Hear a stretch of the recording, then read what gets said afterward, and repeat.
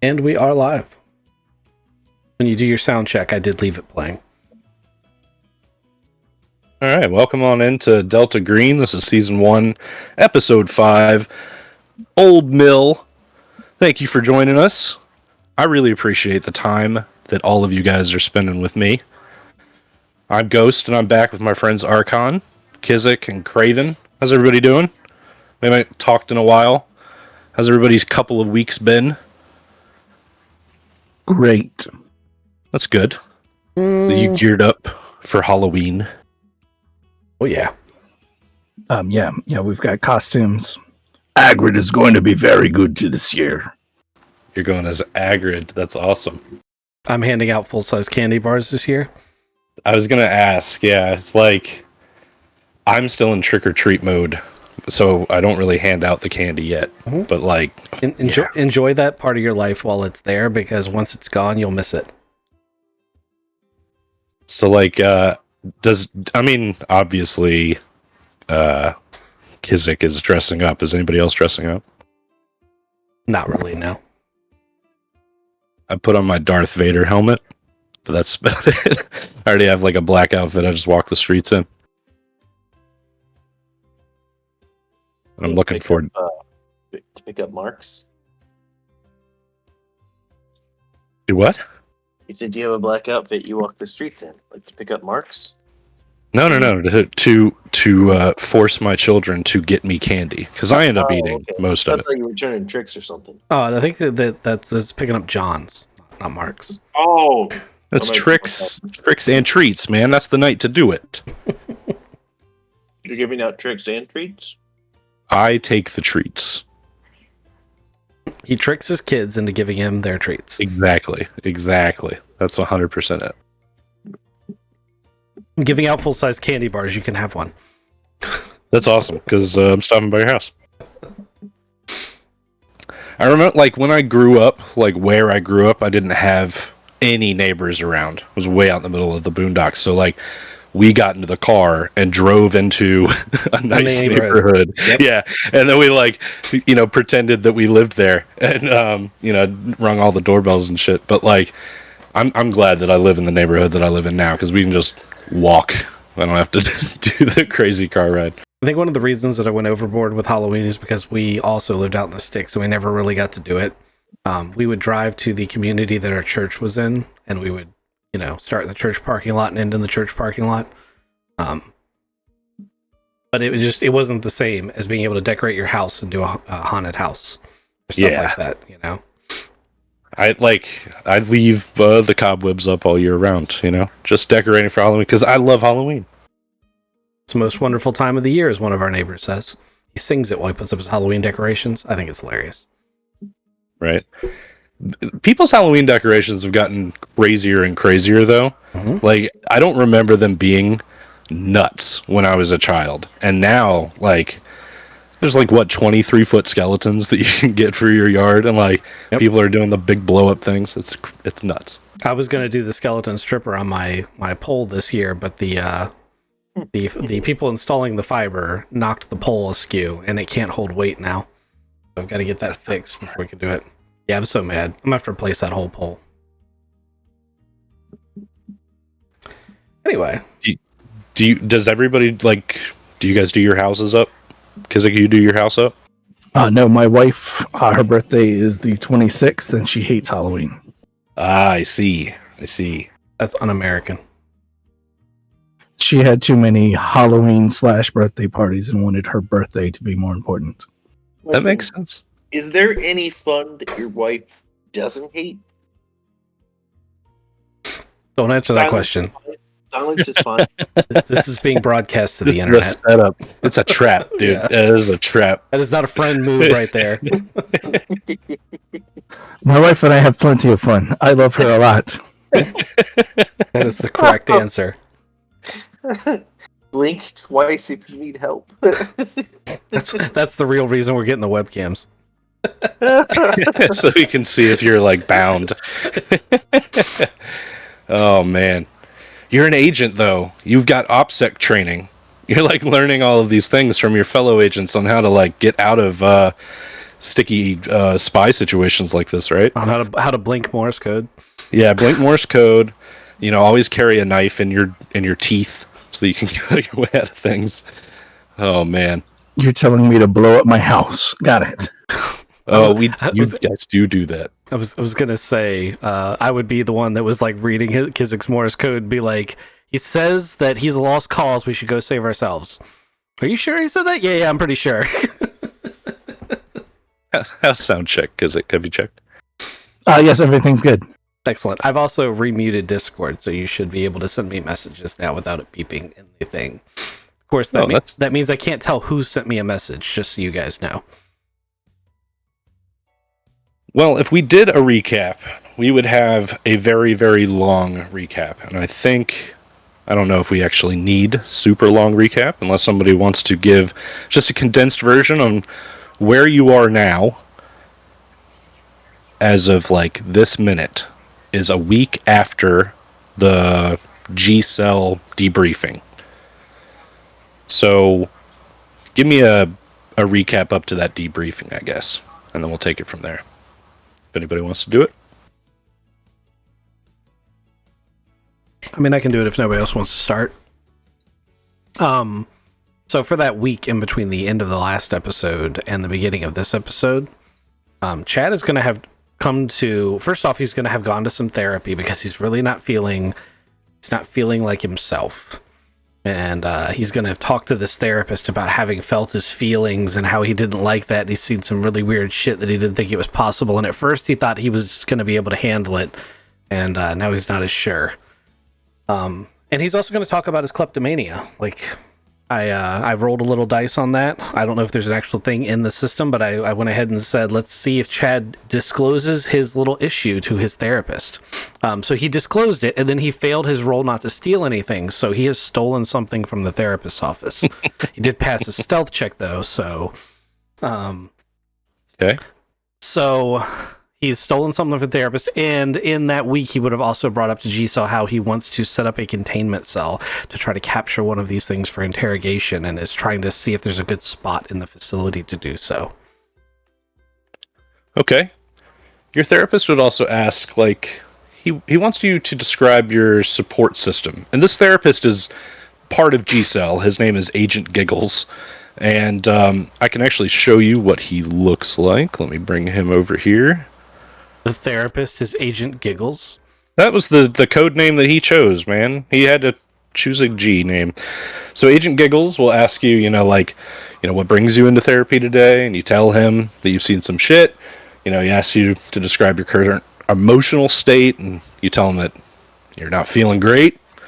You've experienced some changes lately. But he asks you, to to describe your support system. You really need to lean into your support system here. Maybe a relationship with family and friends. He knows that you're doing this with your life, so it's kind of like a double-edged sword, right? Like, that's really... He's basically saying, when you see crazy things, push that off onto your bonds. As a therapist, and then mechanically speaking. That's what he's telling you to do. As far as like a storage place that you could capture one of these aliens and bring them in, Giggles wouldn't say anything, but Agent Grizzly, the leader of the G-Cell group, he would tell you that they do have a place down underneath the warehouse, and it is set up for containment and interrogation. For the Yeti type creatures or the regular people? So it is set up for regular people. They don't have any knowledge of the raw like you do. They came here. We told them. Looking. So yeah. So do you want them to set something up for like the next week? Because basically, you guys don't have anything to study yet. So he doesn't really know how to prepare or what to bring in, I guess. I want to capture one of the Craw. Although the fact that the people with superpowers were able to just blink and move from place to place makes me wonder how they've accommodated for containment. So I would probably study those measures. Yeah. I want to spend that week setting up a facility to contain a crawl, but it's good to know we have the other facilities. All right. So during your personal pursuit period, you spoke to a therapist and you shared truthfully. Go ahead and roll luck or the psychotherapist skill. Oh, for the therapist. So that's a better odds, actually, because he's got an 80 in it. So go ahead and roll against an 80. Let me know if you pass. I got a 3. That's a fucking awesome pass. All right. Yep, I won't do that again tonight. All right, so you're going to gain 1d4 sanity. This will be a 1. It's a 2. I lied. Got 2 back. Yeah, that's not bad. Not bad. So I add that to my sanity. Yes, you do. Craven, have you thought about what you want to do for this week? Yeah, I'll choose some training. The special training or like improving a skill? Improving the skill, probably. There was something I wanted that was low.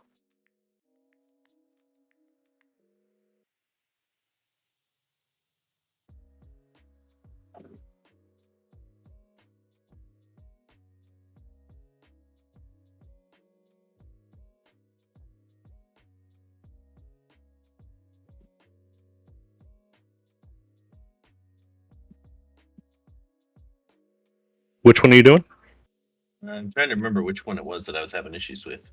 Probably like Humint or something. Search, maybe? Oh yeah, search. That's what it was. All right. So what do I got to do? So to improve skills, you would... So you just roll against it, and if you fail that skill... No. You would add 1 to a stat, or 3d6 to a skill. So 3d6. Wow, that's a lot. Is that right? Yeah. To it. You also reduce a non-Delta Green bond by 1. Do you remember your bonds back home? So you would reduce 1 of those. So we can burn bond score to get skills. That's what it looks like.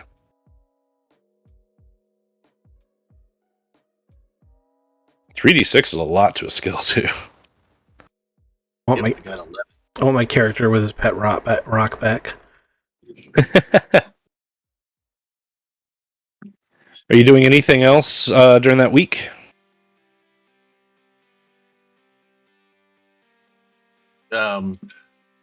It's kind of like a vignette. Too, right? So it's just 1 week. I think 1 skill is good. I think him going up by the sanity that he did in a week is pretty good too. I know that this says 2 skills, but like the home vignette stuff is supposed to be for like years, like 5 or 10 years. I think that's why it's so much 3d6. Okay. You go with that? But yeah, do you want to do something else? Like investigate something or follow somebody around or anything like that? I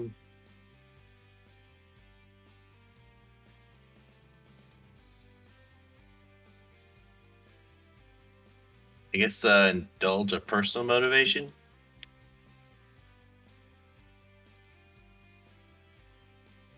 Can I get my car worked on? Sure. Yeah, that's a good idea. There is a mechanic here in town. It's called Ace's Garage. You can pull that thing in, and he can soup that thing up. How much money do you want to spend? What's my budget looking like right now? So that's a good question. So like you could, I don't know how much money you would have as a ex-soldier gym rat. You know, like how much money do you think realistically you would have? Mostly it's all spent on guns. So full actual assets, not a lot. Lots of guns, no money. Gotcha. I mean, it might be something that you could requisition from like G-Cell. If you want to talk to G-Cell and ask for stuff like that. Yeah. All right, so you go up to Grizzly. He's leader of the G-Cell agents here. He's like doing. He's going through video footage from like trail cams as you walk in, and he looks over at you and he's like, "Hey, how you doing?" I'm good. How are you? Good. Just looking for cultists. I can't. Anyway, what's up? I want to get some work done on my car. Okay. Is it gonna be like explosive work, or what are you trying to get done? Yep.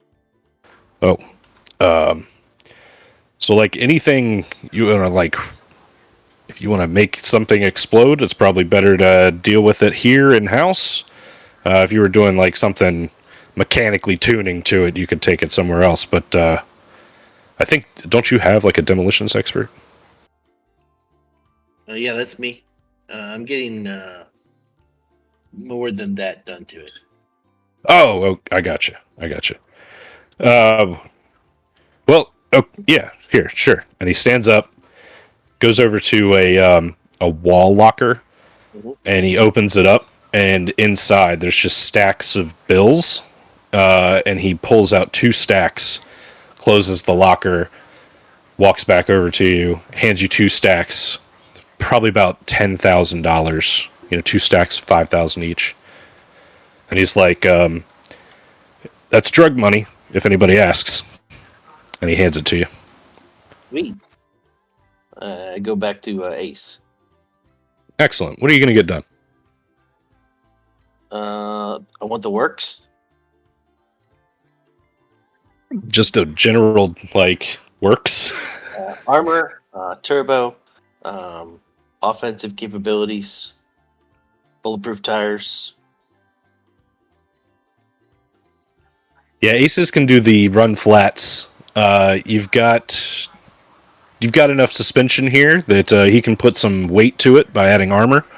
It won't fuck your ride up too much. Yeah. He says, come back on like Saturday morning.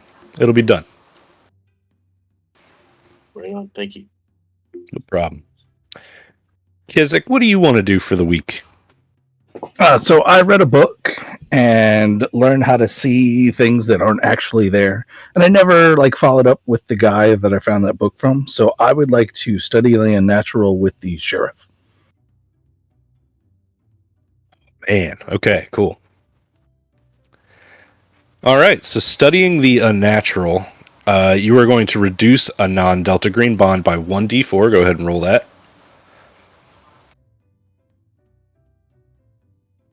By 3. Oh, Who sorry. you burning? Sorry, Rocky. Rocky. It's his wife. No, Rocky is my hillbilly friend that plays bluegrass music. Okay. I figure as we're discussing unnatural stuff, the sheriff also likes bluegrass music and likes maybe Rocky himself. And I just can't enjoy the music as much as I once did.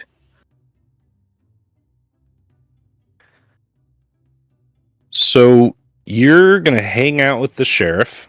You're going to go to his house. He's going to invite you over. And it's an old white farmhouse. It's 2 stories tall. But when he takes you inside, he goes right back to the kitchen and then immediately down a flight of steps into his basement, which is more like one of those old coal cellars. And in there, he goes through another set of doors, and he's bringing you into his inner sanctum. And you and the sheriff enter this room that is a bunker, like a bug out bunker that the Sheriff Boone has built under his house. There's stuff in here that dates back to the 50s. He has just old ammo crates. There's like old World War II weapons, grenades. He's got all sorts of shit. But what he does is he sits you down at this table in the middle, and he looks at you and he's like, "So that book, huh? Take that out of my truck.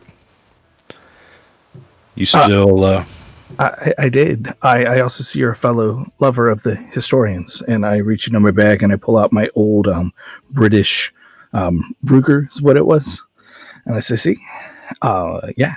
Also, Rugers, a wild book. Rugers are German, Austrian. It's probably a Webley. Yeah, that's what you said. It was a Webley. Webley, yeah. Gonna let you in on a little bit of a secret here. I don't know how much the Colonel told you, but it was the Colonel and I that got together back in the 80s, 70s. Me, the Colonel, and Major Hammer. So the three of us were a group, and we got a lot of shit done. But I wanted a family life. There isn't really a great way to get out of Delta Green. At least it was called Delta Green back then. Now it's, I don't know. It's not something that I wanted to be a part of. But you don't just get out. So I had my buddies actually cover for me, and I entered into my life here in Two Oaks. But apparently, shit just follows you. So, you reading that book probably doomed you. Just as a heads up, now you're in it, man. Like, there's no getting out for you. You went feet first. So, sorry. But yeah, you shouldn't go reading weird books out of people's cars. I mean, it had like weird glyphs. Like, what was that book? Why do you have that book? Where did it come from? Show me the history of it. Well, I got that from Major Hammer, my buddy. He said he got it from, well, when he was over in Afghanistan or Iraq or something. There's a bunch of stuff coming out of the Middle East. I don't know if that book was really part of like the spiritual side of things, but I don't want to break your brain, but I'll explain, I guess, what's going on here. And then he's going to take out a piece of paper, and he's going to start writing a number, and the number keeps growing. And as you watch the number, you start making like connections, like it's a golden number. No, it's a prime. No, it's a ratio, or the mathematics, like it just keeps expanding and expanding. And Fibonacci number. No, that's the 12th digits of E. We know that's pi. I get it. No. And then you start seeing like repetition in it, patterns in it, and the more he starts writing, it becomes like a feverish, jagged writing style, and it's becoming slanted, and he gets to the bottom of the paper and he flips the paper over and he keeps writing, and it's fevered, and he's like, and then the gravity of the planet, it affects crystals, and I mean he's going into like resonance, and it's a lot.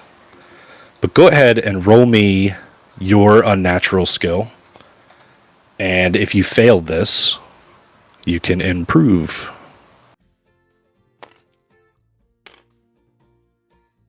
36 out of 10. So you failed it. Give me a 1d10.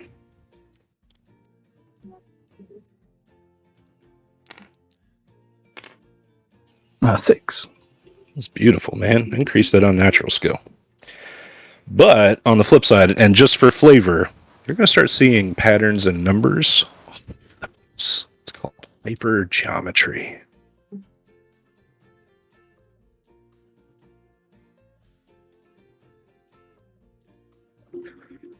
So, I think the best. Sorry, this is Grizzly talking to Husky. So I know that you wanted to build that containment center, maybe under the skiff here. All the cargo containers is really good for a lab anyway. It's shielded. We can get somebody back here. Anyway, the town is doing a street festival Saturday morning, and I think it's an opportune time to go out and try to find one of these infected guys, like Sal, that guy at the car dealership, right? Do you have any way of like identifying who is and who isn't infected?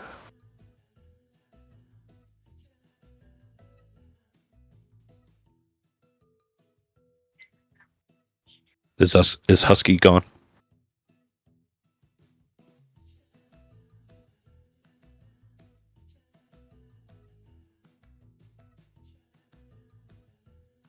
Can't hear nobody. I'm here. Sweet. It's me and you, Kizik. Based upon the number of steps they take per hour divided by their average height and weight times the number of calories they've eaten. No, I can do this cool thing with my fingers where I can look through the perception of reality and see where things are connected to alien things.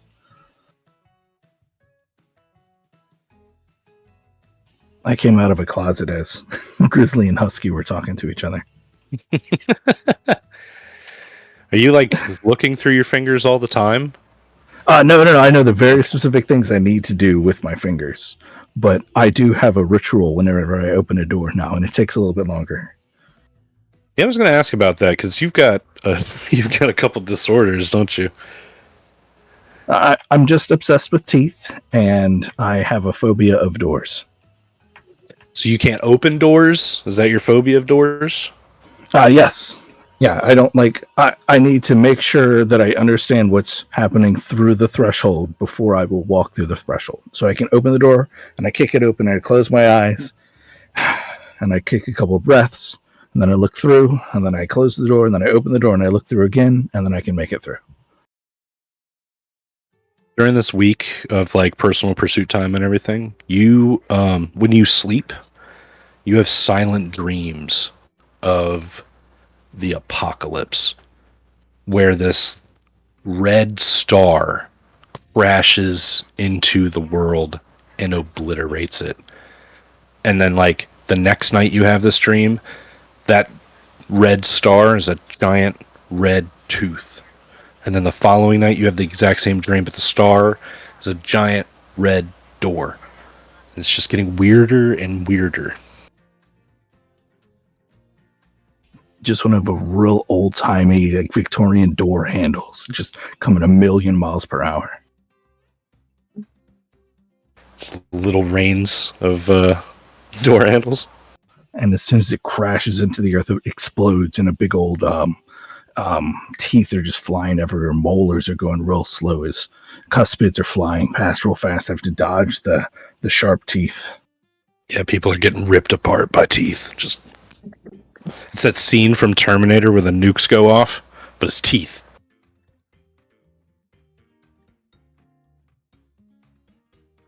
Hey, Raven, you have these silent dreams too. You dream that you like wake up in your childhood bed with your father, the major, standing over you with a syringe filled with glowing green liquid, and he injects you with it. And the next night, the dream's the same, except that your dad is implanting you with one of those craw larvae. It's just super unsettling dreams for the whole week. Can't wake up from them. Yeah, you can wake up from them. Can I beat him up? No, he's not there.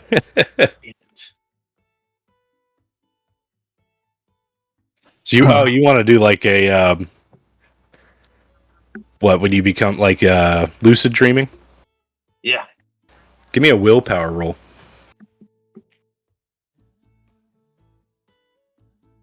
Power. That's just POW. Oh, yeah. Sorry, power roll.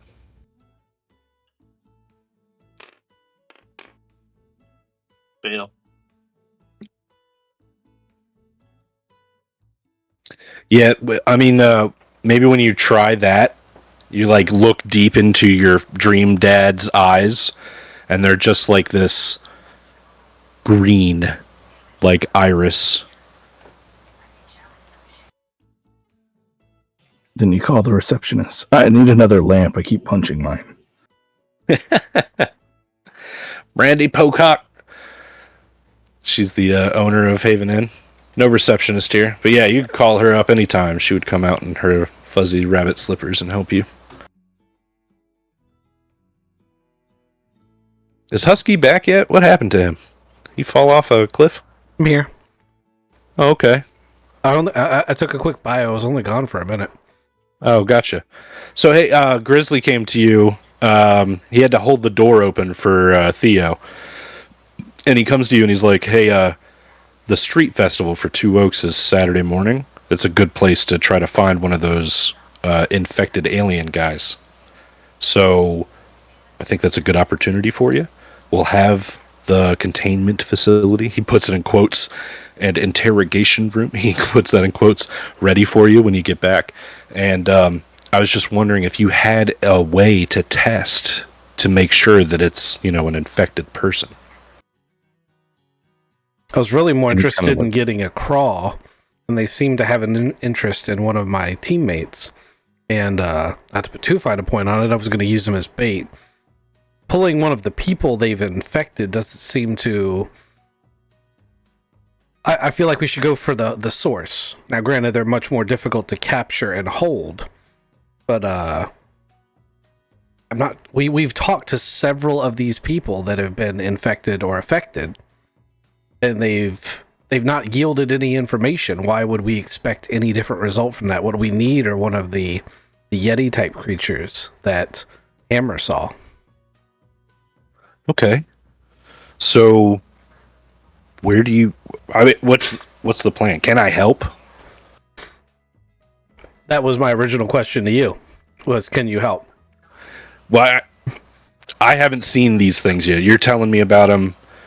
I have resources available to you, but I don't know what you're really needing. So it seems like the last couple times Hammer went for a morning run, he was nearly abducted by these things.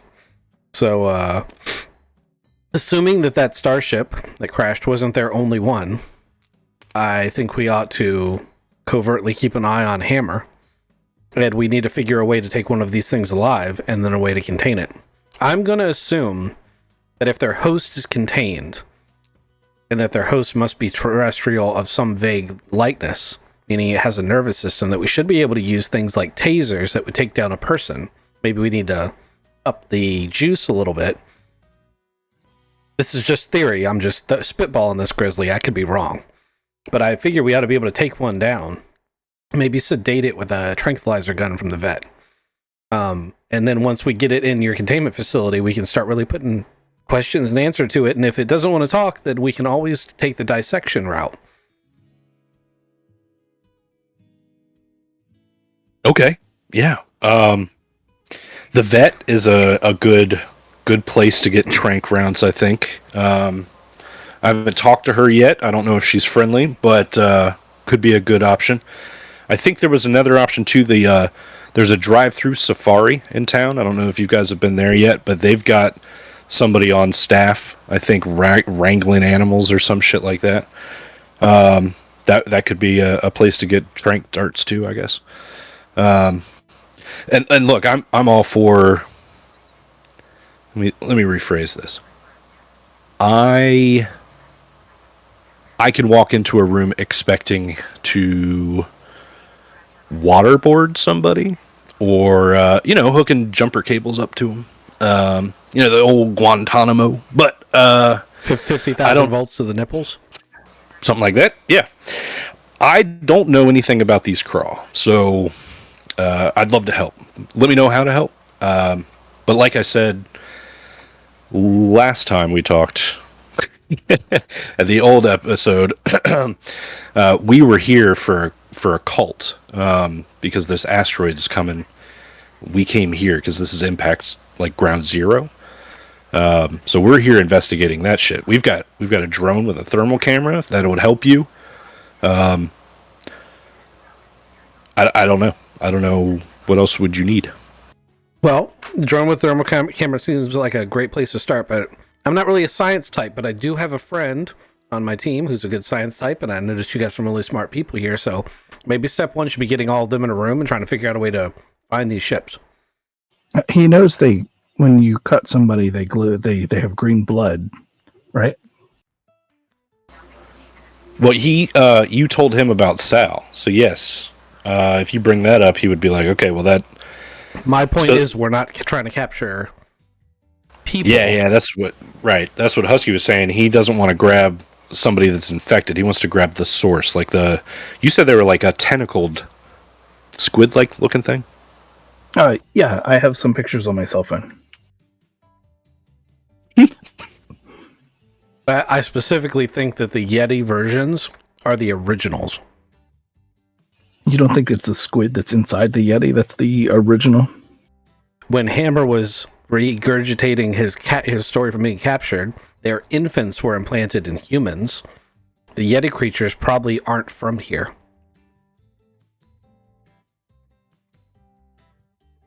Meaning they'll be older, more mature, more intelligence to be had. Rather than yeah. Okay, I see your point. See what I'm saying? Yeah. So anything that's like implanted in a human would be baby version of whatever it is, right? But anything implanted in what a Yeti would be older than the human version. Okay, I got you. So you need to find a spaceship.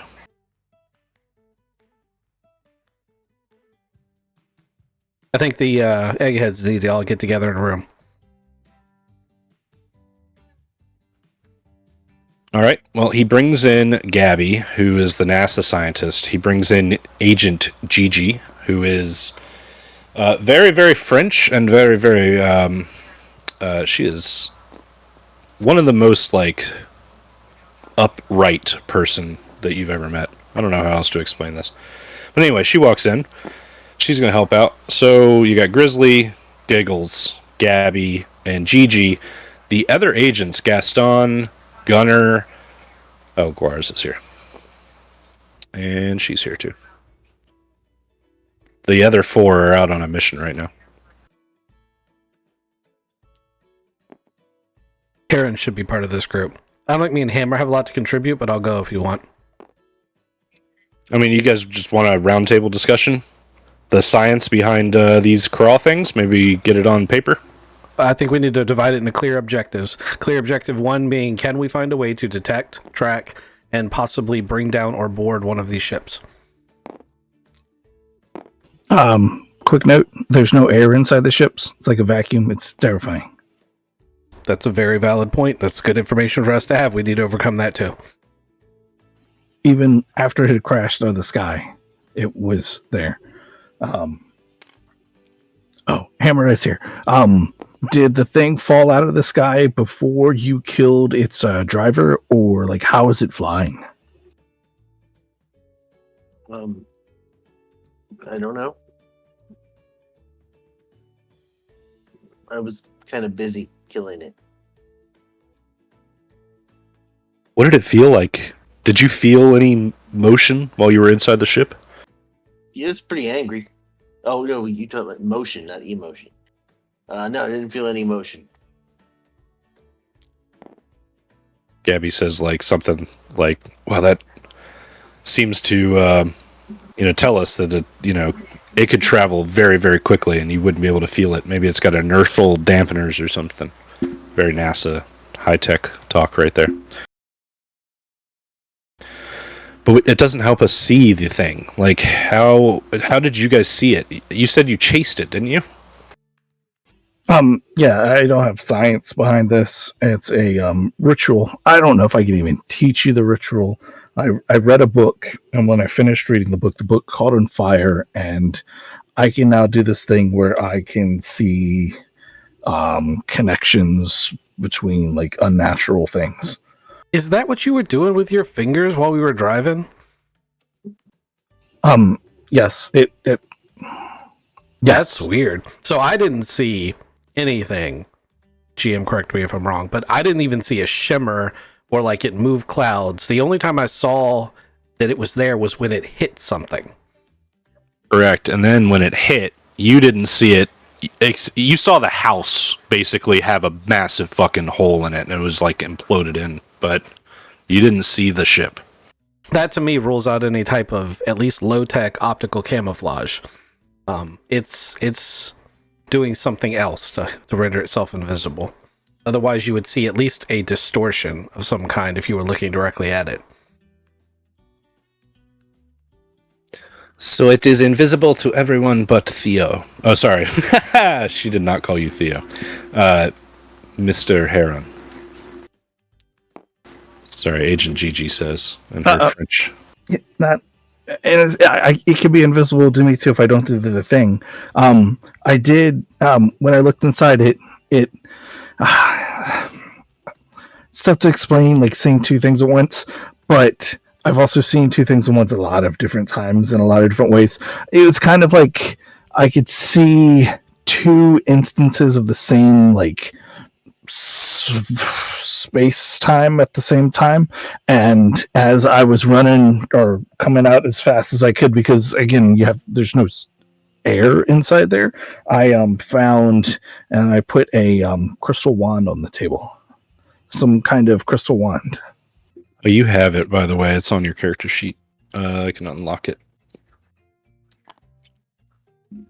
That's an interesting artifact. I think I remember seeing you with that. No, it's better than the crystal teeth. Actually, I hope they're teeth. I really do hope they're teeth, but I don't think they're teeth. This was found inside the spaceship. Yeah, and I have some cool magnets, and I put one of the magnets on the table. It magnetizes all different types of metals, like gold and I don't know, a lot of different things. Oh boy.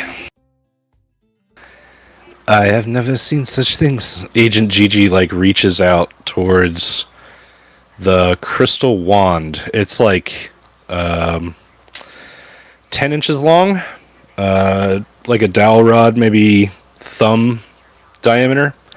My thumb. It's huge. So anyway, she reaches out and she touches it, and she's like, "It is cold to the touch. These things, they are not natural. They are not from. I've never seen anything like this." And yeah, like it's magnetizing to her ring. She's got a wedding ring on, and it's stuck to it. It's very strange. Can we study these for anything that would help us accomplish our goal? Yeah, Gabby reaches over and like takes one out of Gigi's hand, and Gigi reluctantly gives it up.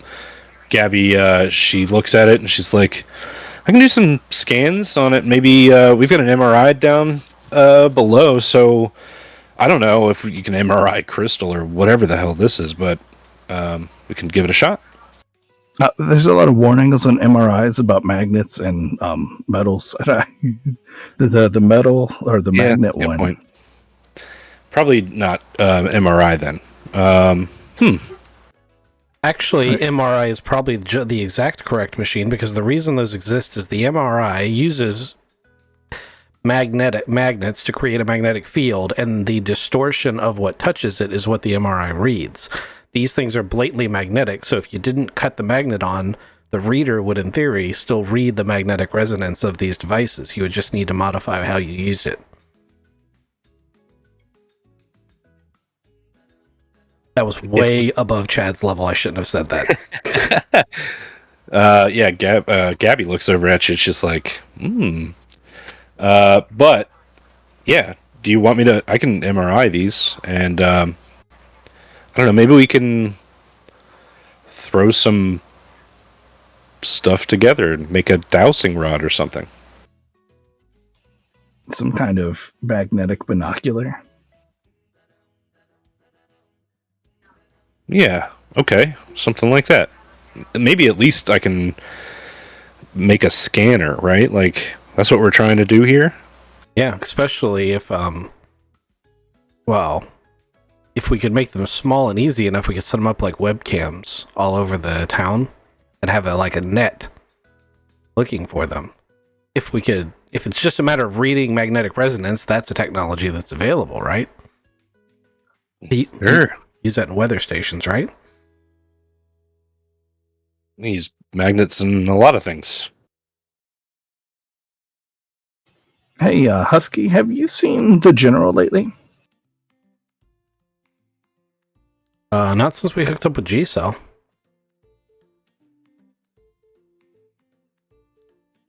They know that dogs and animals are weird, right? The G-Cell agents, if you told them that, I don't remember you bringing that. Oh, yeah, you did. You said dogs are weird. Last time when we were talking. Yeah. Okay, so they know dogs are weird, but no, they haven't seen any dogs around. Did we say dogs are people? Hammer did. I'm still not convinced. They're going to look at everyone really weird. Okay, so are dogs... There are dogs now? Dogs and aliens and crystals? Okay. Yes, but let's try not to get too far off topic. We had a specific objective, and we should probably achieve that. Catching a Yeti out of a spaceship. You guys have like Black Hawk helicopters to help track down a spaceship once it goes in the sky? What are they going to do? Shoot a AMRAAM at it? Or the helicopter wouldn't carry that. But what are they going to do? Shoot a missile at it? They can't see it. I guess it would help us get there. But you don't need a Black Hawk for that. That brings up a good point that this Grizzly, he says, I did some research about that flight that you reported as missing. So, like, there's no record of this flight ever. So, if there was a flight, and I'm saying, I trust you guys, but trust and verify. I went and I looked, that flight never existed. So, if it was reported to, like, my higher-ups or anybody in your system, they did a very damn good job of covering it up. 230 people is a lot to make disappear. I pull out the file from my briefcase and I go, it happened, and I show him the evidence again. I'm going to be real honest, Grizzly. I was really hoping that you were going to say that your higher-ups had deleted all that evidence, because that has implications. I mean, that's what they're supposed to do, is make things disappear. Well, yes, normally my higher-ups could do something like that, but I was assured that they did not in this case. Not saying that it's not possible to be done, or that somebody in maybe your organization did it. I don't know. But whoever did it did a damn good job.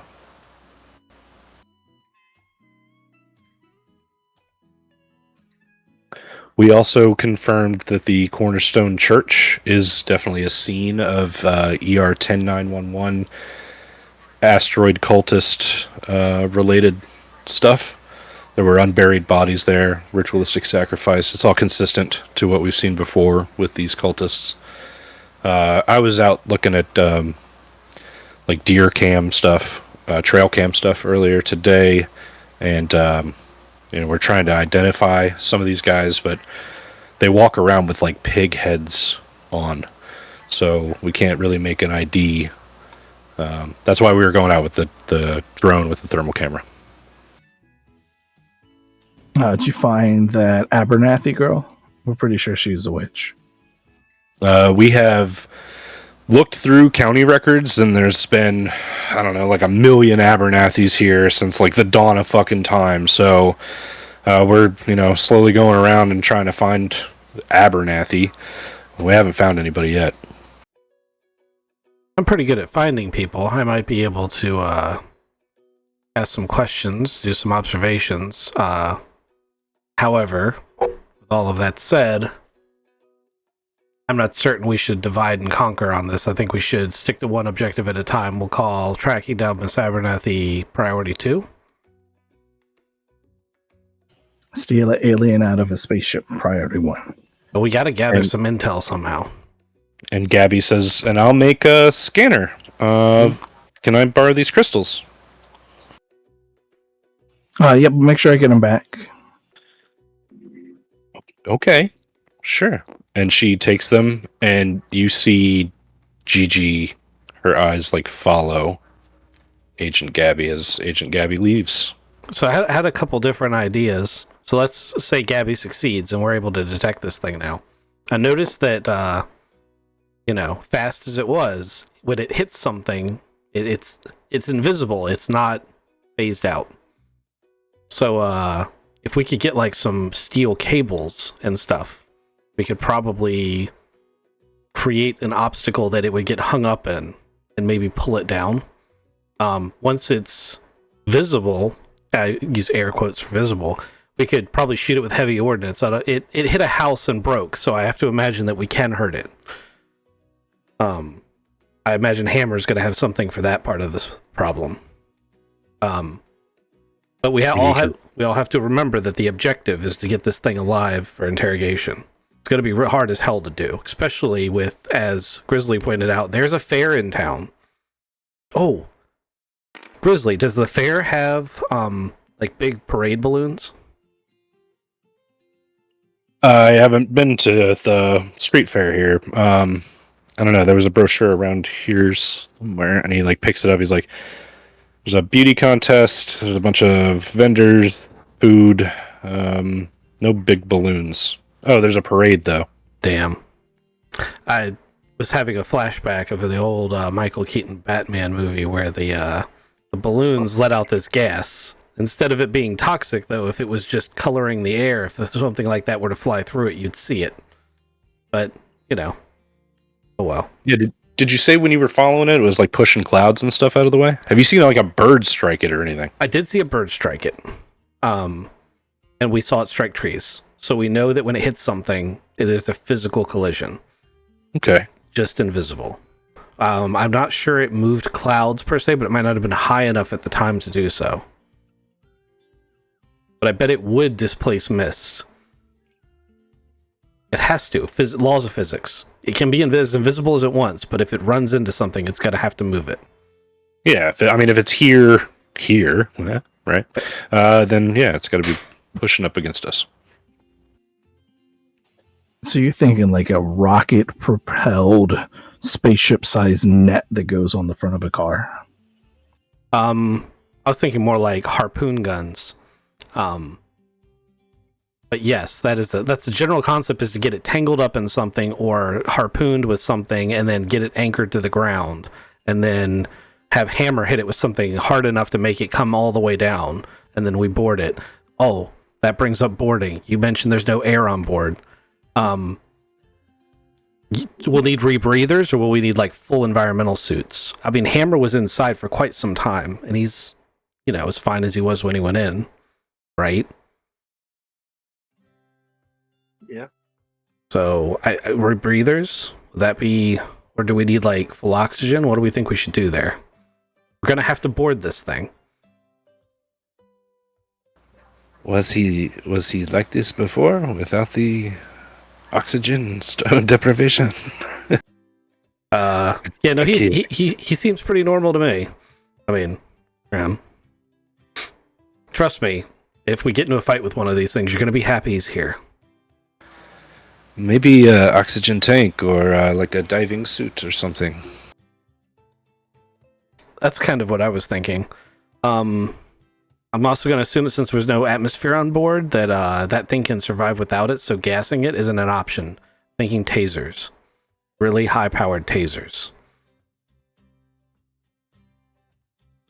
Apparently flamethrowers work. Yes, but that So- kills it. True. I mean, not right away. Well, we want to be able to talk to it. Plus, if the more intact we can get it, the better. Because we obviously shouldn't tell it this at the time while we're interrogating it. But ultimately, I want to dissect this thing and see how complete its control of the host is, and just find out how that relationship works. And if we flamethrower it, we might not be able to do that.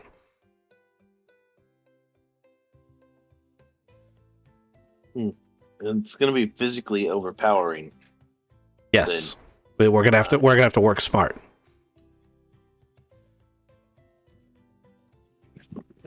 Have you seen a crawl leave a person without them being cut? I don't think I've ever seen a crawl leave a person. You ran away in that time in the alley. In the hotel. I didn't see the one in the hotel or the one that was in the spaceship. I saw it when it was outside of the body. Yeah, you ran both times, didn't you? Survival instinct. Hammer's, I think, the one that's seen it the most. Yeah, I don't know that taking it alive is necessarily an option. It's big. The Yeti that drove the spaceship? Mm-hmm. And you could kill the Yeti and then maybe take the creature alive.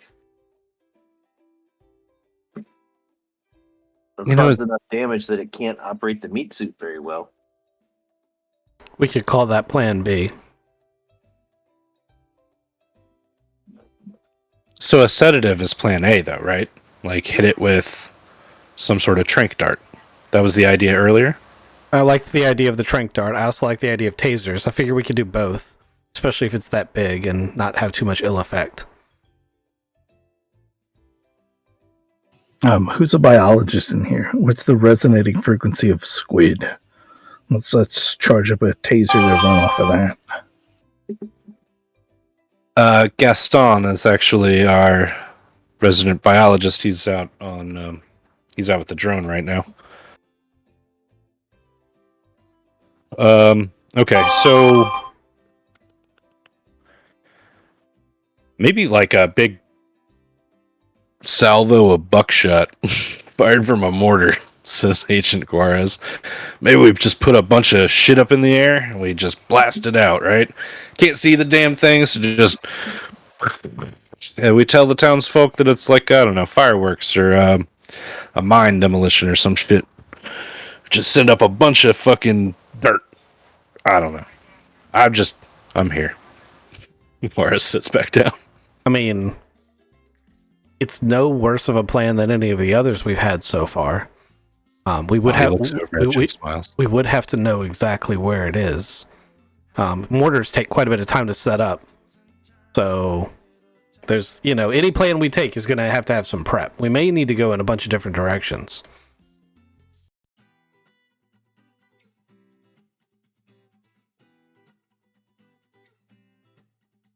Yeah, probably.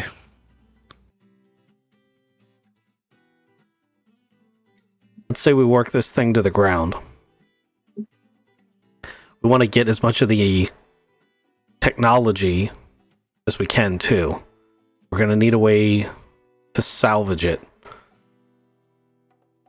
So, obviously, Plan A, we want to get that intelligence firsthand. But we should probably cart back as much of the technology to here as possible. Do we have a place to quarantine that technology and study it? Well, the warehouse, outside is lockable. We don't really have a huge place, that we could put something like that in. I don't think we're going to get the whole thing intact anyway, but consoles, technology, if we could figure out think of how far humanity can move forward if we could figure out how its inertial dampeners worked. Just that one piece. Theo looks at you like, that's what I said the first time! Yes, but at the time our lives were in danger. So wait, you guys had a ship before, but you blew it up? Well, it was trying to kill us, and we didn't have any time to prepare like we do now. But we learned a lot during the very short period of time. So are you going to do the same thing you did before to get that ship down? Yeah, I'd love to just have Hammer go for a run and get abducted. The problem is that once Hammer's inside, alien bits don't work no more. Okay.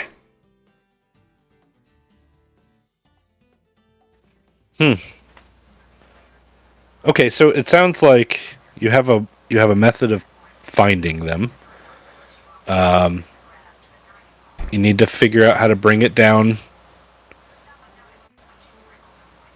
with discretion, I guess. It is a big hang-up. I don't know about discretion. Well, I was more planning on being like the do whatever we want and then say it was swamp gas afterwards. Fireworks, so it needs to be a fireworks time. Yep. Ooh, we could take some of the. EMP can you guys make? What? How small of an EMP can you make? Juarez steps up. He's like, I've got a device that can block like transmissions, like cell phone signals in and out, but like an EMP thing, I'd have to go get it. I don't have one here. How big is it? How big do you want? I can go. I need to be able to carry it around while running. I mean, how big do you want it to affect the area? I was about You to wanna, say like- its size of effect is probably relative to the size that it is. Yeah, the size of the ship. Oh, the size of the ship. How big was the ship? We didn't see. So, is your plan to go on a hike with an EMP, get sucked up in it, and hit the button? Not a terrible plan. Except for the part where if it doesn't work, you're inside the ship with it.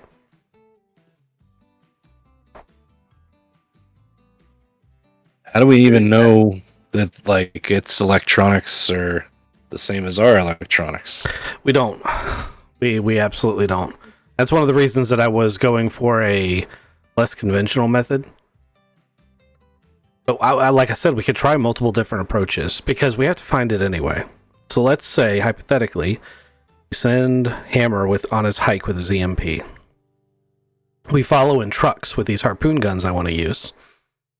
And we predict where it's going using the sensors so that the mortars can be set up. And we try all three at the same time. Hammer hits his EMP. We take the harpoons, shoot the thing, and try to like anchor it down and, basically run it to the ground. And the mortars pummel it with as much shot as they can. The only fault I see in this entire plan is it leaves Hammer inside the ship as it's coming down. He's done that before. Hammer would also need to be carrying all the less lethal equipment and agree to at least try to use it. Because we wouldn't be able to get there immediately. We'd be quite delayed getting there.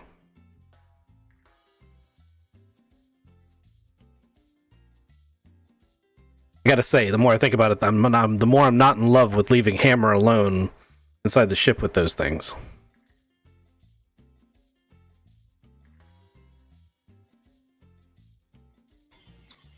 If you could make a hammer suit, one of you could go. I mean, you're gonna go up in a diving suit, right? I'm sorry, that was maybe a bad plan. Yeah, no, I was just going to go up like I normally go up. But there wasn't any air inside, you said. Yeah, I mean, it was tough, but I just held my breath. Oh.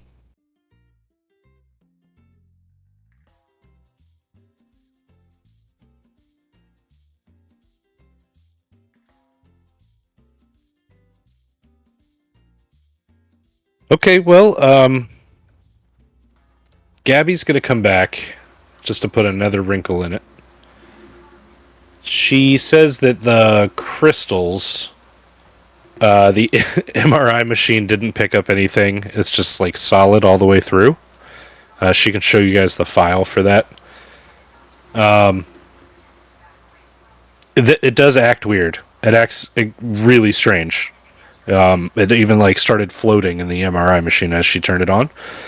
But nothing like insanely crazy happened. No mind-bending nutso stuff. No like dimension opening shit. But she comes back and she's like, I can't really do anything with it. But I have this, and she pulls out a silver box that it looks like a drill case or something of that size. The box has a smatter of blood on the handle, and she opens the case and she drops this. It is like a handheld scanner, and she says, if I could get a sample, any sample of DNA, I guess, for lack of a better term, we can use this scanner to then, search for organics. On the handle of this thing, it says MT0002. And it had a matching case that looked all like this. So anyway, she's like, if you guys could get just a sample of the organic material that these things are made out of, this scanner could then help you find it. Because I was thinking while I was scanning in the MRI that if we can contain these things, we might be able to clear them of infection one day, right? Isn't that the right thing to do? We could maybe make a quarantine, but this is step one, to scan. I pull up my pants leg and see if I still have a green stain on my calf. It's not there anymore. I look back at it and say, good, just checking. So you want us to poke people and try to take their blood and put it in the scanner thing? It's an option, right? What does the scanner thing do? It scans? Yeah, it's you might want to wear a radiation suit if we turn it on, but it's a very high-end gamma ray that it can see inside things. But if you tune it to a certain DNA profile, it will, scan for that, and you'd be able to see inside of. Yeah, and cause cancer in every person we pointed at. It's a cancer gun. You invented a cancer gun. Congratulations. I didn't invent this. I got it from, and it doesn't matter where I got it from. But wait, hold up. You got a gun that makes cancer? I don't think. It's you would have to very, very much prolong exposure to it without a proper radiation suit. It's not that bad. Can I have one? I only have this one, but that's what I'm saying. I'll give it to you if you guys want to use it. Yeah. I start scanning Husky.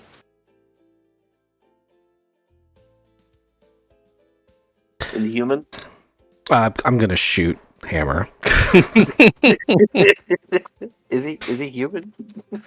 Yeah, the scanner comes back, and so on the little digital screen, you can see inside of Agent Husky as you scan him top to bottom, and you see that his lungs are working correctly, and it gives a little data bip on the screen that says blood type and relative age and what he ate for dinner. It's all there on this readout. I assume he's just reading all of that out. Sure. Does it say anything about his teeth? Does he need to floss more?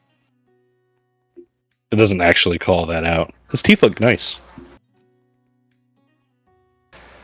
But everybody in here is they feel a little hot. And Gabby's like, maybe don't use that in here too much.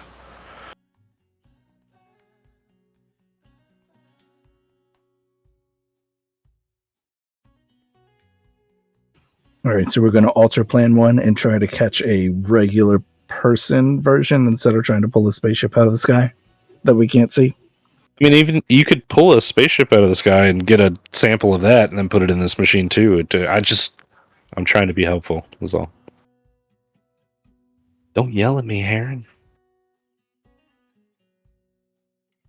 I like an easier plan B where we just catch a human. Because I can see those. Actually, I don't know. I haven't ever confirmed that I can see them, but I'm pretty sure I could because I saw an invisible spaceship in the sky. And to what end, Mr. Heron? Is that going to? How is that going to help? We get less information instead of working really hard to maybe lose a.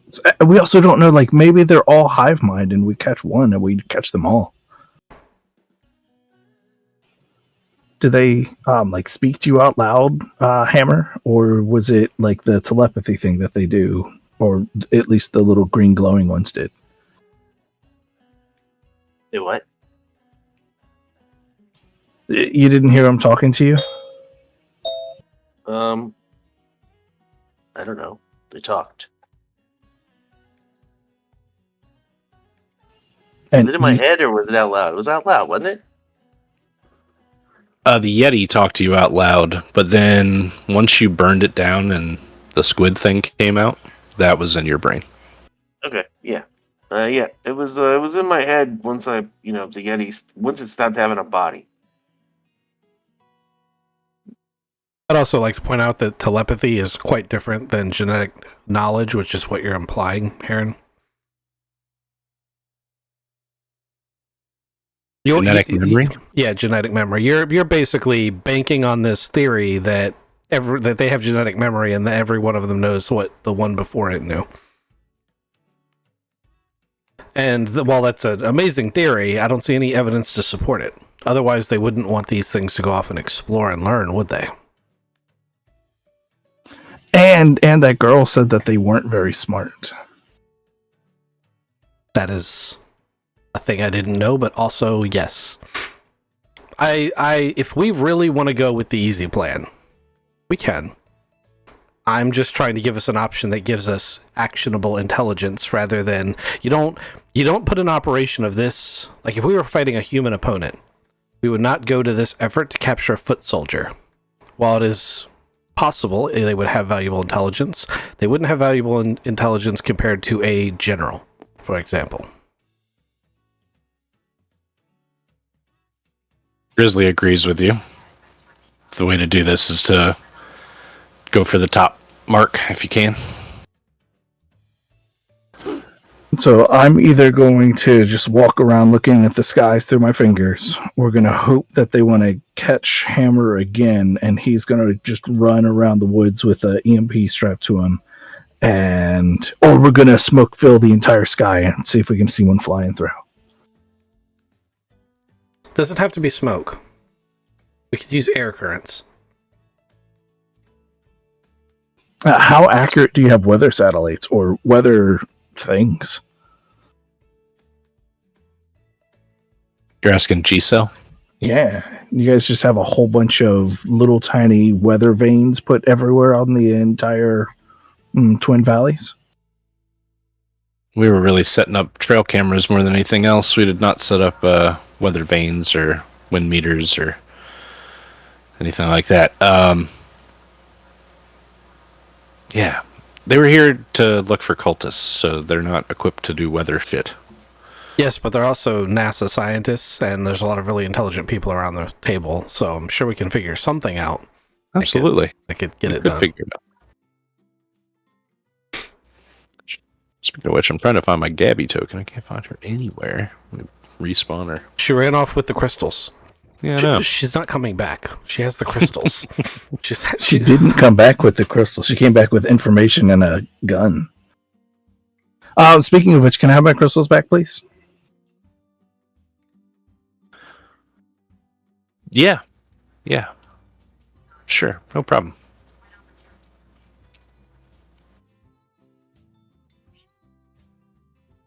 She whips them back out, gives them to you, and you see Agent Gigi looking at him. She's got some sort of like longing for them. You can take them back now.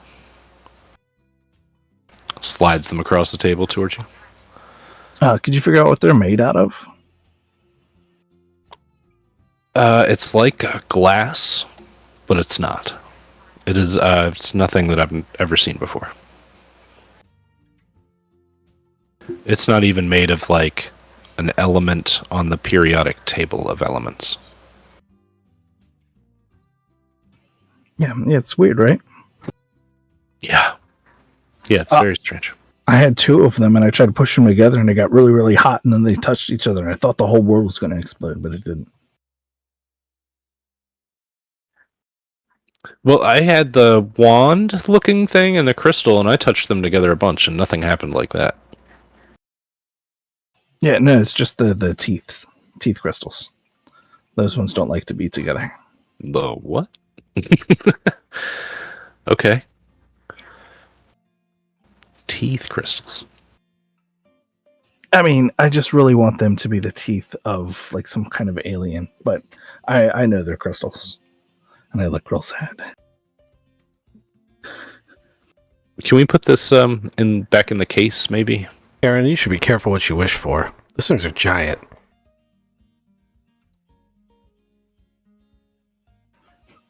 Hammer has scanned everybody at the table now. Everybody's human. Everybody is human, right?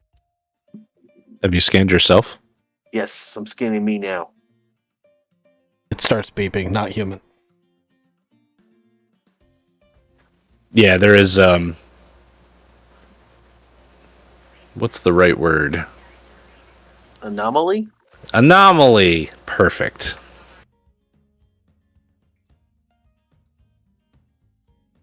It's in your blood. It says that Is it squid shaped?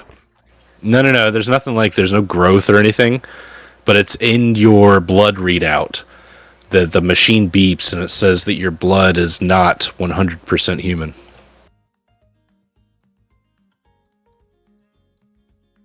Do you remember that conversation inside the Tic Tac spaceship where the alien thing said that it smelled your blood and recognized it from the desert?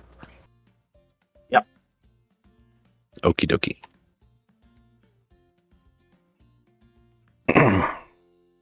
Karma.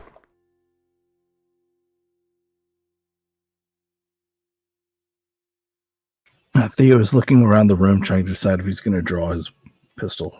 Yeah, everybody's looking at Hammer. Like the thing beeped, and he's like, "What?" And he reads it, and he's like, "Not 100% human." Nope. Chad's not even the slightest bit concerned about this. Gigi says, "Maybe he's half horse." She giggles at you. Can I look at that readout? Yeah, it could be something valuable in his blood that the science types can look at. That is an interesting little endeavor. Does Hammer now remember that saying and mention it to everyone? Yeah.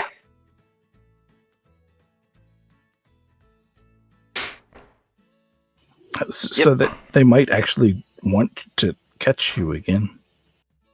Well, we already knew there was something about him that was attracting him. Now we might know what. This may enable us to lay a trap without having to put Hammer in direct peril.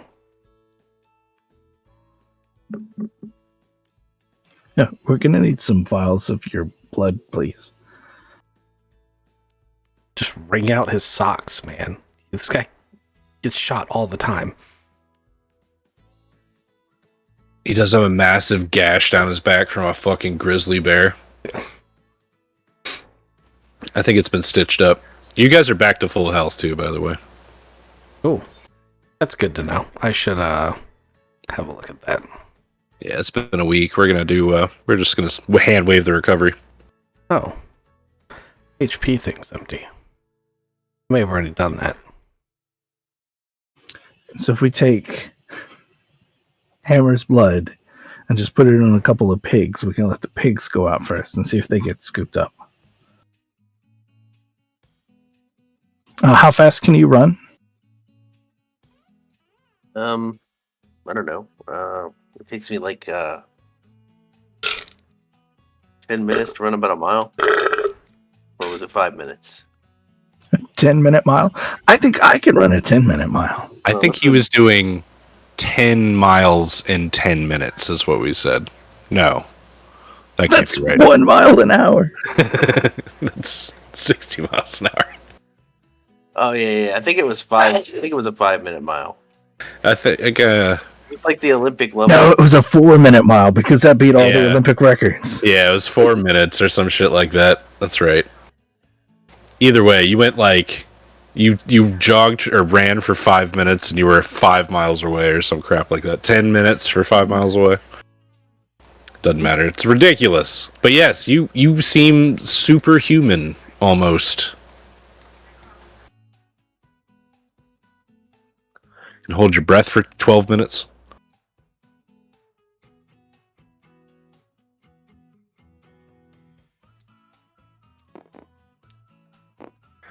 So Gigi's gonna come over to you, and she says, "Would you mind?" And she has a syringe. I could do the blood draw out of your arm. Wait, where did you get that? Were you just carrying that with you? No, there's a medical bag over here.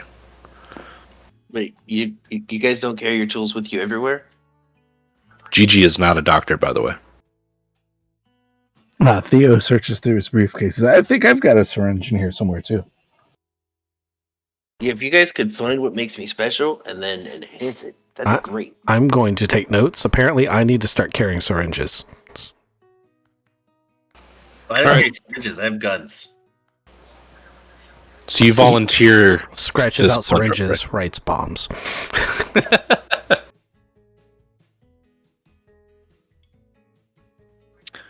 All right, so Agent Gigi sticks this needle into your arm, the crook of your arm, and she starts drawing out very dark blood. She pulls and pulls and pulls and fills the syringe with it, and then takes it out of your arm. And she looks at you and then looks at the blood, and she's like, Gabby, would you come with me? And Agent Gabby's like, yep. And the two of them leave the debriefing room with the big table, and they go somewhere else within the facility here in the warehouse for G-Cell. Leaving, well, most of you, there's Agent Giggles left, Juarez is here, Grizzly's still here, and then that girl that you saw, the lady that you saw very, very beginning, her name was Pearson back then, but she is now Agent Gina to you guys. She's here. She's been interested in talking this whole time, but I was just reminding you guys who's left. All right, so they're gonna go figure out the whole bait thing. I think that some of us need to go out to wherever you have some facilities for making stuff, and we need to get a couple of trucks with harpoon and cable launchers and some mortars that we need to get rigged up so we can get the takedown part figured out. Who knows how to weld? I can Good, because I suck at it, Juarez says, but I can help you with mortars and stuff like that.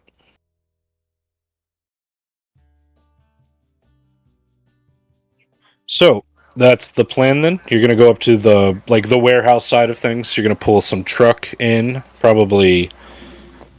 Are we using? I think we're gonna need multiple trucks. Okay. If we don't need Hammer as bait, we should definitely see if Hammer wants to put a harpoon turret on his truck. But yeah, I think we're gonna need more than one, and then we're gonna need some mortars too. I'd use anti-aircraft missiles. I just don't trust their ability to seek this thing. Oh man, could we put some chaff on it and then have the anti-aircraft missiles hit that? That'd be super tricky to pull off, but it's no worse of an idea than the rest of them. I crashed. My tabletop crashed. Oh no. Sorry, guys. We love this program. It's so good. I'll put up my be right back screen.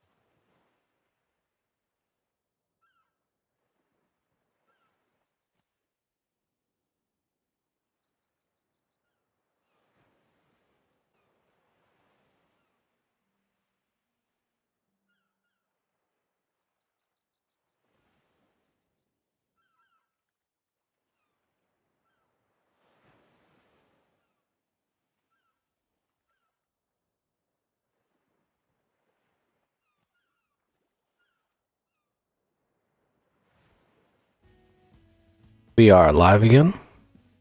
We are loading in. It looks like It looked like it even auto-saved relatively recently. love this program. Love this program. It's not what you were saying a minute ago. Oh, thanks for sticking around, folks. I almost left, let me tell you. Okay, where were we? Gabby and Gigi left with the blood sample of Agent Hammer. And that leaves you guys sitting around at the table with kind of a plan, right? You're going to use mortars. You're going to use hammer as bait. You're going to harpoon. Okay, so yeah, let's get the new sledge. Oh, I think that's what crashed the game, because it didn't load in. Look at that.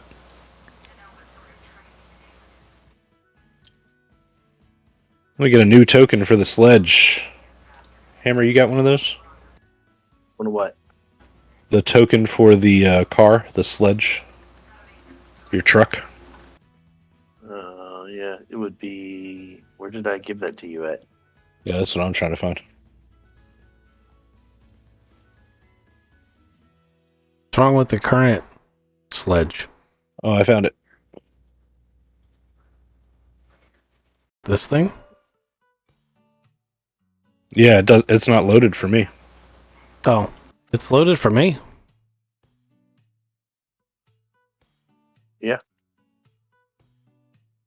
But I do have a weird red message.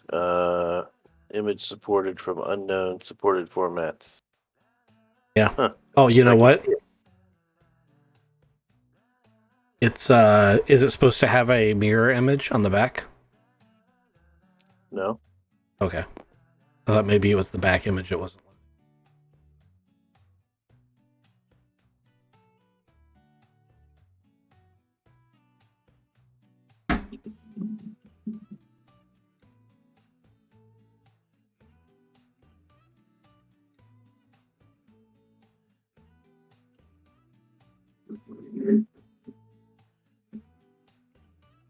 Yeah. Now can everybody see it? Affirmative. Okay. That's important because we're going to modify it. And then I had also brought out the vehicles. But you guys want a truck, right? That's what we're looking for. Yeah, truck with a big old harpoon on the back, like, you know, Mad Max style. We Mad should Max also style. add something to anchor it to the ground. Yes, we do need that as well. I was thinking of that. I'm just thinking a smaller harpoon attached to the same cable that we can, like, you know, shoot through a big tree or something. Yeah. So basically, a harpoon gun with two, like a bolo, Yep, exactly. and then you shoot multiples. I'm gonna hang on to it though. That token looks really familiar. It's almost like I've seen that somewhere before. Where would you have seen that? Oh man, and I know what happens when you change this thing's state. It's even still got its traveler state in it. It's got a card for traveler in it. It's the harpoon van now. Mm-hmm. You're going for a ride, Chad.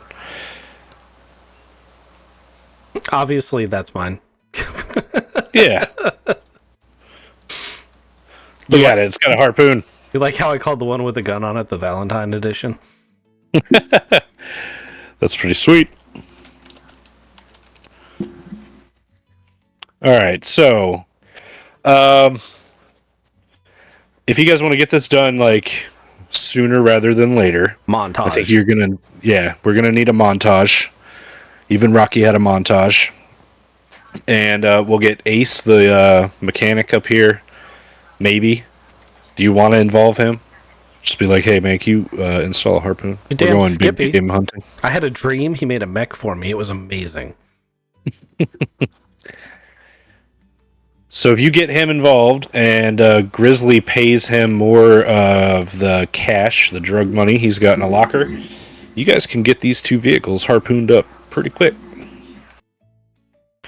How would they attach to anything? I'm just wondering. Well, like I said, one end of the cable has a harpoon for shooting through like a large tree or some local thing or the ground. The other end shoots the spaceship. Eventually, the wire runs out, and those two things are connected. I imagine that it would still go through the turret, so you could like drive the van and use it like a pulley. But worst case scenario, it just rips the turret off. Although my plan is to hang on to the turret. Like if the ship flies off with the harpoon, I plan on there being a little Chad attached to it. Go for a ride.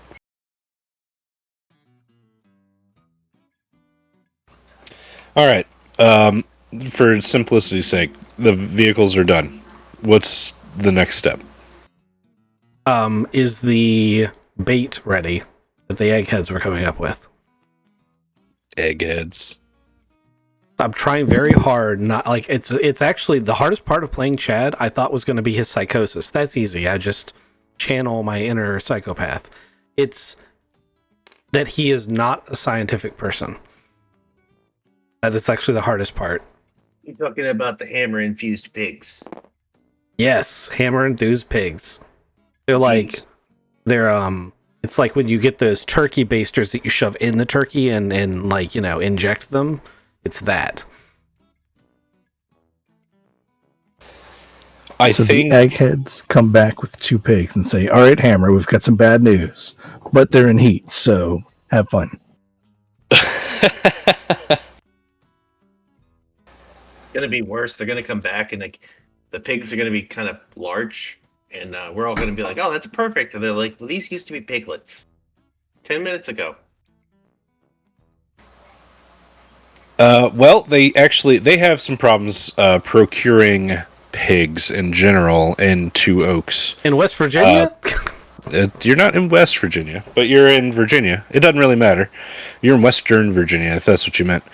They can get pigs. The problem is that most of the pigs live on this farm owned by one Mamie Higginbotham, and she doesn't like agents, and she can smell agents a mile away, being the paranoid holler woman that she is. Mamie Higginbotham shot at Gabby and Gigi when they tried to go procure a pig. Oh, I could solve that problem. Me too. Yep, me and Hammer are going to go solve that problem. Yeah, we'll get some pigs. And we'll come back with pigs. How many pigs do you guys need? Never mind. We'll just get them all. If they're gonna let me go with them, I think they're gonna kill an old lady. Sorry, guys. We're gonna try lady. to arrest her. She shot at a federal agent. There's a harpoon on his car now. Oh, and I have a car, so Yeah, look at you. dibs. I mean, I had a car before, but I'm way more excited about this one. I can't tell you why. So Okay. let's go arrest an old lady. Yeah, arrest. Let's get you guys off the map here. Sorry, Theo, I grabbed you. Do you bring the scanner? He liked it a lot. Yes. Okay. I'm gonna attach the scanner to my gun. Oh, I really thought Theo was going to be the one with the scanner. I tried. I have a cancer gun now. I'm going to say that out loud and be like, yes, but you don't know how to read the readouts on the cancer gun. Also, you do know that it fires in every direction, so you're giving yourself cancer, right? I don't think I can get cancer. I'm a superpower. I'm a superhuman.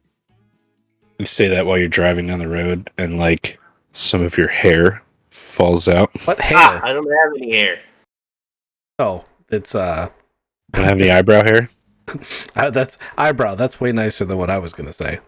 No eyebrow hair. Your dick falls off. You sure you don't have any eyebrow hair? I'm sure. Your dick falls off. Just falls through the leg of your pants, hits the ground, splat. No, it's cancerous, man. Radiation poisoning. I don't believe in radiation poisoning. I'm in a different van. You said it goes everywhere. Yeah, but there's a distance. Like it's got a range. I've already scanned you. You're good. Like you get over it. Oh man, it's not like sticking yourself in a microwave for multiple minutes.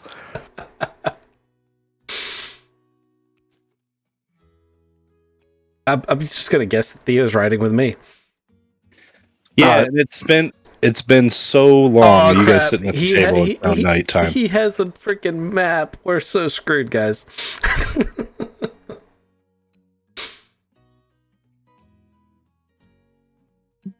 All right, so it's like 11:30 at night when you guys get to the pig farm. Oh, it's 3-dimensional too.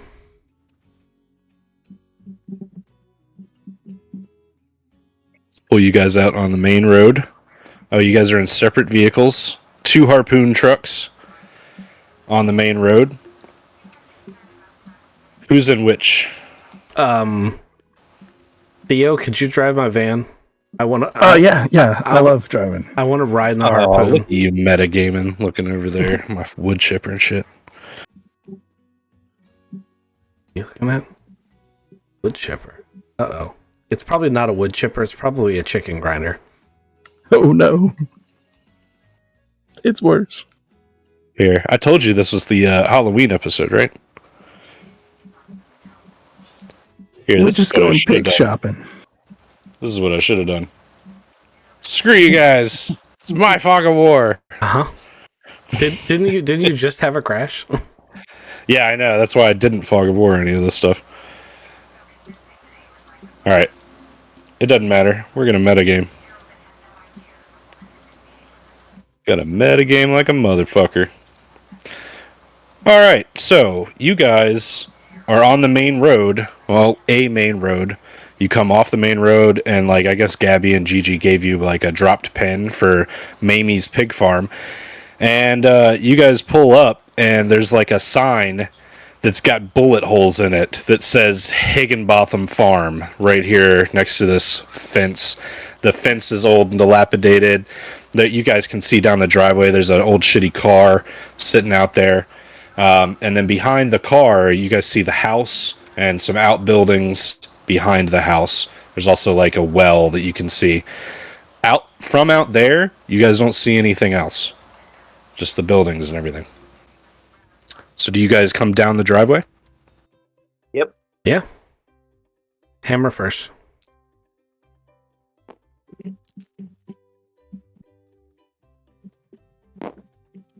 All right, you get about there, and then you hear a gunshot, and the bullet hits Hammer's windshield, like right where Hammer's sitting behind the windshield. But he's got it bulletproofed now. So the bullet hits and then does like that little spiderweb pattern instead of going all the way through. This was a high caliber, high velocity bullet. And it like more of these shots could probably go through your windshield there, Hammer. Do I see the source of the shot? It is dark, but go ahead and give me an alertness. Yeah. Oh, this is Kizik's space, not mine. I can't see from there. All of you give me that alertness. I got a 13, so I crushed it. I got a 008. Hammer, what'd you get? 30, Out of 80, I think. 70. So you passed it too? Uh-huh. Good. Stepping off of the porch of the house is a man with what looks like a scoped rifle. Mhm. He looked like a man, but he also looked like a pig. His head is misshapen, and these big ears jut off either side. And we're gonna go into Dex order now. So, is it Theo Husky Hammer still? I haven't With an changed my 80, dex. 55, and 40? Yep. Good deal. Theo, with that 80, you're gonna go first. Can I keep the van nice and steady? And can there be like a little front spotlight that I immediately put in the piggy's eyes? Ooh, I like that idea. Yeah, you won't need to do a luck roll or anything like that. There's a spotlight on this thing now. You turn the spotlight on and shine it in Mr. Piggy's eyes, and he lights up, and you guys see clear as day. There's a man with a decapitated pig head on top of his head, and he's holding what looks like a lever action 30-30 or something like that. No, it's probably more high powerful than that. Yeah, 30-30 probably wouldn't break the bulletproof glass.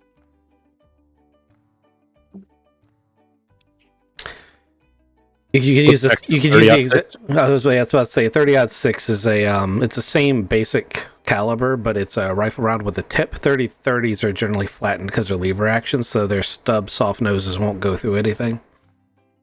762, 308, Yeah. 270 even. Yeah, all of those are common calibers you'd find in a hunting rifle.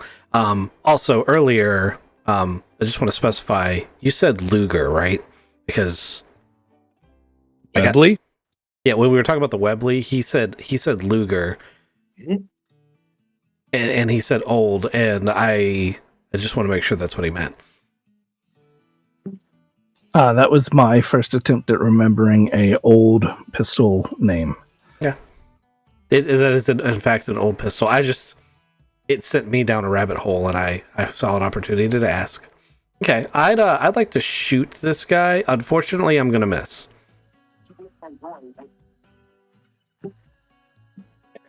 How are you shooting? Like your windows down? I'm That's in the important I'm for in me the I'm in the turret. However, the You're turret shooting the turret's harpoon. I'm not shooting the harpoon. I'm shooting my rifle. The harpoon's not meant for this. Okay. I have a rifle though, and I'm gonna rest it up against the ring, and I'm gonna go ahead and base shot. Unless resting it, and does Theo's maneuvers, spotlighting and stopping, give me any type of boost? Because I'm only 8 points short of hitting.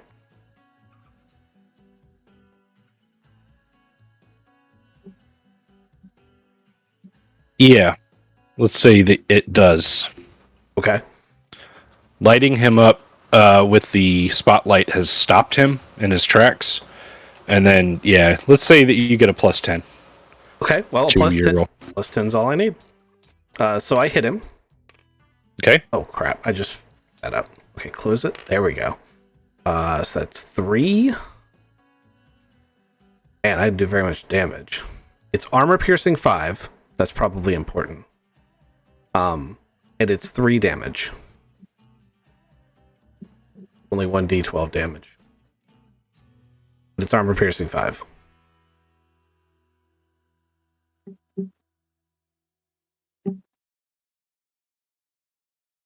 I'm not even hesitating. I see pig head. I'm like, nope. Right. All right, so you shoot him. Let's say it's like a flesh wound, though, right? So maybe it goes through his left bicep, and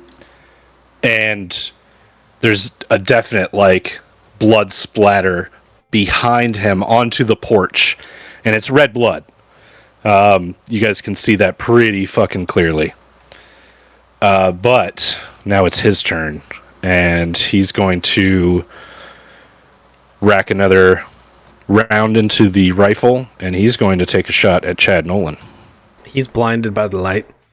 He is blinded by the light. I'm going to give him a -20 to hit you. You're also in cover. Is he revved up like a deuce? Yeah. I'm going to copy these dice right here, and I'm going to roll this dice out in the open right next to this old dilapidated car. Oof. Should have picked my Oh, shitty boy. dice. Well, that's probably going to hit. Yeah, that's a hit. Let me get 1d12.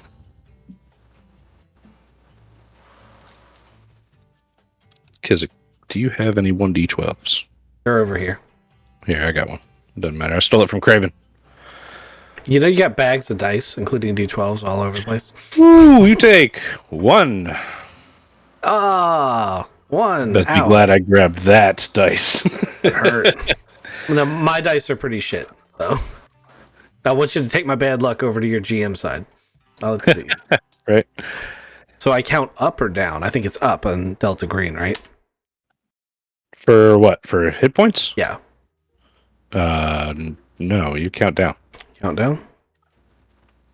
Because it says maximum for hit points. Right. How many did you have? I had maximum because we slept, or you healed us, so I had 18. So I put 17 over there, but I thought when I read the book that you counted up to your maximum. But, you know. Oh, I think that you can do whatever you want. As long as you have 18 That is hit. what I keep tracking. Yeah. Well, I just want to make sure that the GM looks at my sheet and understands where it is, because I know as a GM the pain of trying to target select to keep all of the party members on their feet, and then having someone have counted up or down the wrong way, and then you put a character out of the fight you didn't mean to do so. Yeah, I get you. Okay, so the shot goes off. It does hit Chad for 1 damage. And then instead of more gunshots going off this round, I want you guys to know that you hear shouting coming from, like, down here. There's a big yellow bus that you guys can see now as you're in the driveway. And there's shouting coming from back behind the bus. So maybe they won't engage you this round, but maybe next round. And it's going to be Hammer's turn. Yeah, I'm going to continue driving straight for Pigman, and I'm going to run him over with my new armored tank. He's blinded. He took a shot. He's heavily distracted. I'm gonna run him over. Okay. You see this hay bale here, right? The big one. Because there's technically a hay bale right behind Pigman here. I just want you to know. It's here on the map. I didn't put it in because I knew that I was going to have to take this roof drawing away. So you're saying I can run into him and then into a hay bale? Yeah, and like pin him between you and the hay bale? I'm trying to go through the hay bale. I get you. Okay. Yeah. Kraken. Yeah, I would like a new hood ornament. Give me that drive check.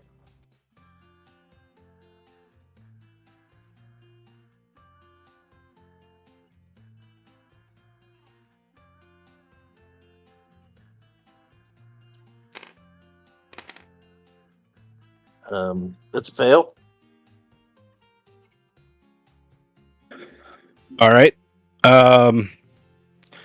We're just going to say, like, he rolls. He sees it coming. You do plow right through that hay bale.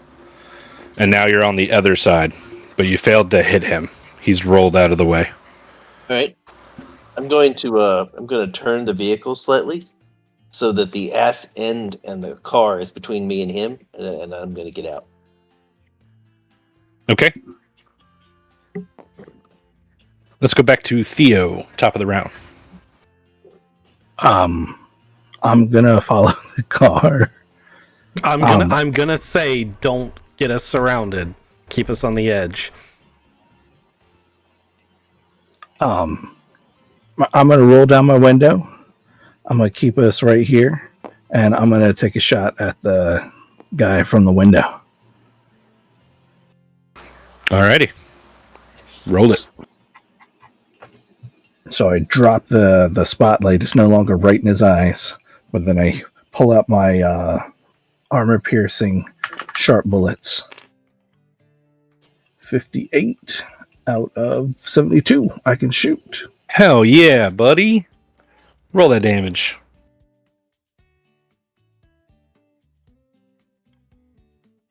You would have thought I wrote down how much damage I do. I think it's a 1d10 on that one. On the Webley revolver. It's a heavy revolver, right? The little pistol is the one with the armor-piercing rounds. Oh.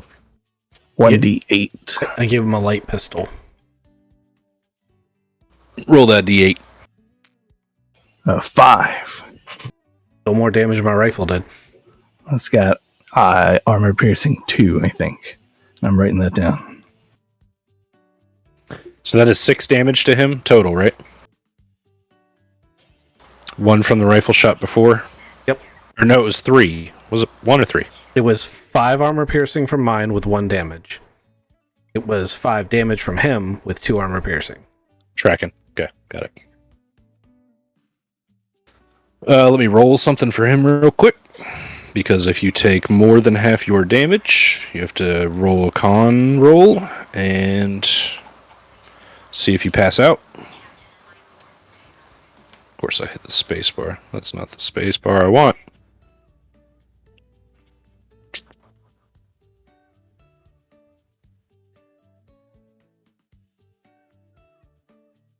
He failed it.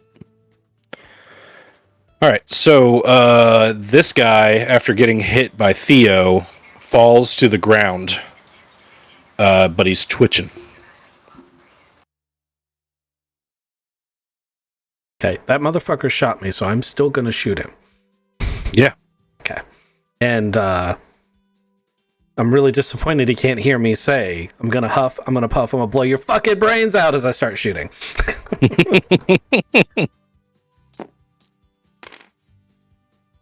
Oh, it's an 8. Oh man. It's not a critical, even though it's an 8, but it still definitely hits. Give me that damage.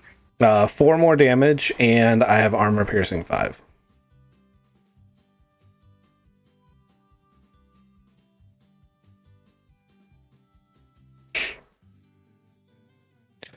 All right.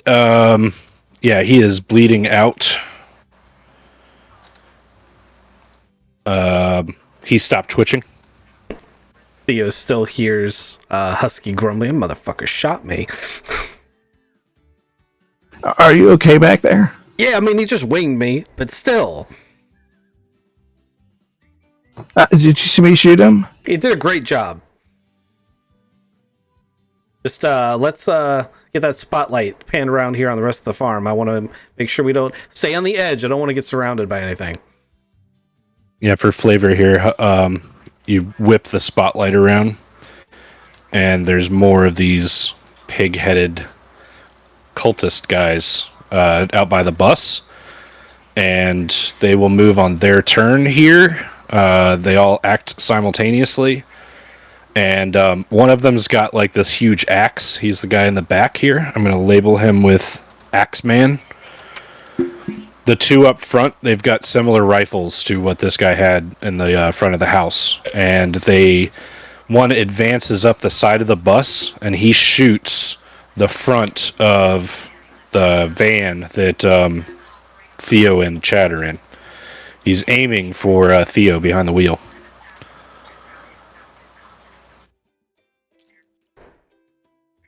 And he rolled a fucking 10. Oh boy. Did we ever establish that that thing had body armor or bulletproof glass? I don't know if we did. We didn't really establish much about it. It wasn't really intended for this kind of combat. Yeah. That was what the tank that went in first was supposed to be for, but somebody drove it through a hay bale.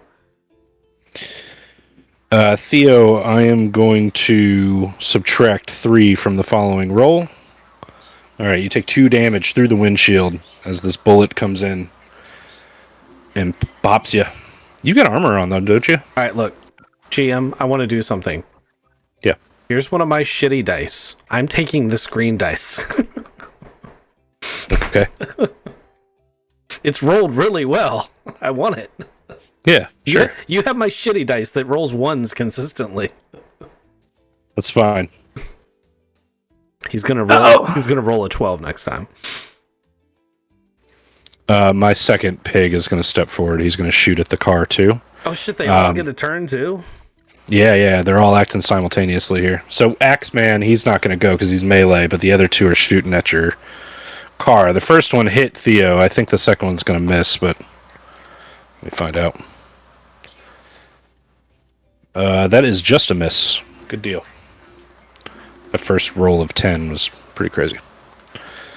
All right, so pow, pow. 2 shots come out of the night, wielded by Pigman, and then it's Hammer's turn. So, Hammer, you're out of the car now?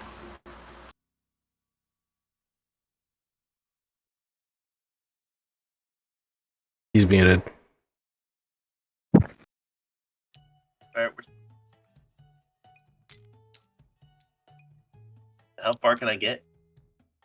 If you want to run, I think you can make it 20 yards, or no, 30 yards. It's 10, 20, 30. So if you run full out, it's 30 yards. 30 meters, sorry. You can run pretty quick, though. All right, yeah, you can stop there. And then I'm gonna toss a. No, What is roll up? an alertness roll as you're running. All right.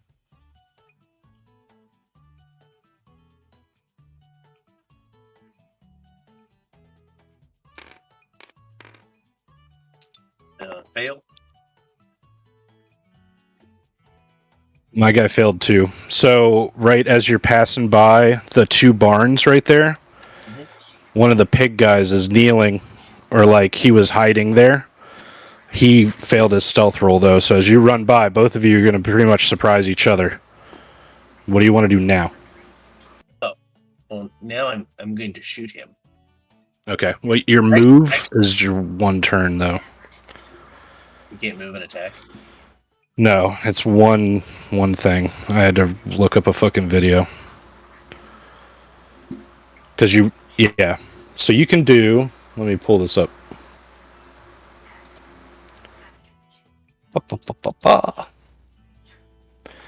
So the turns are just a few seconds long and consist of one single action. You can sacrifice your whole turn and aim. You can attack, melee, or ranged. You can perform a called shot. You can attempt to disarm. You can dodge and attack. You can escape. You can fight back. You can move. Oh, you know what? If there's cover at the end of your move, you can duck behind it. That's a choice. You can pin an opponent. You can wait to take an action, or you can do anything else that can be reasonably done in a few seconds. So when they say a few seconds, they mean 3. So these are even shorter than D&D rounds. Yeah, I got it wrong last time, and then I was like, I need to look it up to make sure, because that bear probably should have killed you guys. This game, not made for combat like this. The bear killed us if it had to move and attack in the same round. Yeah, that's true. That's true. Like that's why I guess my turn's over. That's annoying because that's not how we've been playing. Go ahead and shoot him. You had your gun ready. I mean, in Call of Cthulhu, I think you can move and then pull the trigger once, right? Fuck it. Like I said when we first started this, I'm changing this game to make it more entertaining and more fun for everybody. I don't want to fuck everybody over. I hit him. Nice! How much? I don't know. I gotta check what my gun does.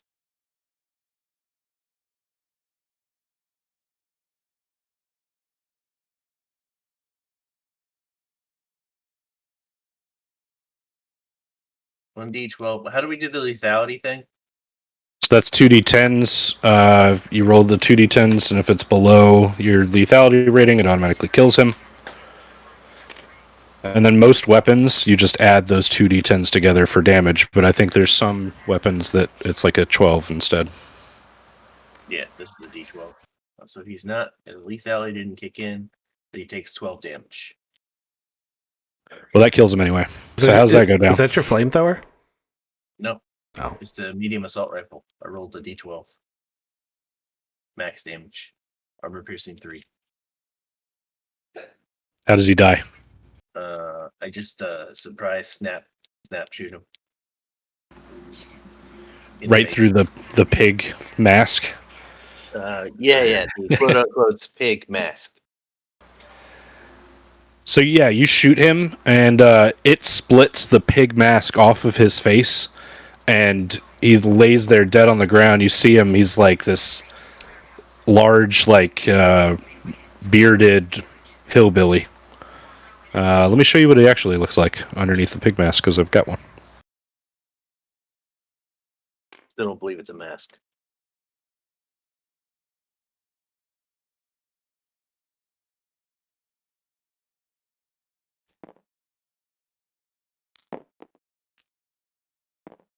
Oh, I almost ran over this guy. Yeah, I think you've seen him before. He's got some very interesting sleeve armpit action going on. Yeah, that's the AI for you. The AI got confused. It did that for a lot. Like, he's got like some sort of bottle on his vest chest there. It's weird. It knows how to do faces. That's about it. Yeah. He's got too many fingers. Of course he does. He's inbred. All right, so you shoot this guy, and a fountain of red blood comes out. That's the important part. He falls to the ground, and his piggy mask slops off his face, revealing Durkee Icker, the hillbilly. You don't know his name. If you checked his pockets, you would know. All right. That was Hammer's turn. Back to the top of the round with Theo. And I know not to get caught in. I got 3 seconds. They just shot my windshield out. I figured I got shot in the shoulder, and then the passenger seat right beside me got shot. So I'm gonna hit the window out with my pistol and shoot. Is my pistol got that much range? Fuck it. We're all playing fast and loose here. You can shoot that guy. 10 meters. 10 meters, yeah. You can hit him. Excellent. 88. That's a critical fail. I do not hit him. Oh, okay. You said you like held the gun out the window. I try to use it to like hit the rest of the front of the windshield up because I thought there was still going to be extra glass and stuff there, and I cut my hand on that and I dropped my pistol out of the front of the car. Yeah, definitely a fumbled pistol here. You dropped your pistol. That is the crit failure here. Damn, man. Ooh, Husky. I can hear that Theo's having some difficulties down there. I saw shots go into the front, but he's moving, so he's still alive. Is this van actually a van? Well, you look like a van. Mm. No, That's a mimic. What do you want me to say? I better save that for. I've been formulating a plan here, but I was planning on Theo being 100%, and he's obviously not. I'm gonna take another shot with my rifle towards one of these guys. I am also gonna ask Theo, Aaron, if he's okay. I'm ready to drop my pistol out of the front of the car. Okay, I was distracted by my friend in distress, and I missed that shot. Unless I have any sort of advantage, which I can't think of anything I would have.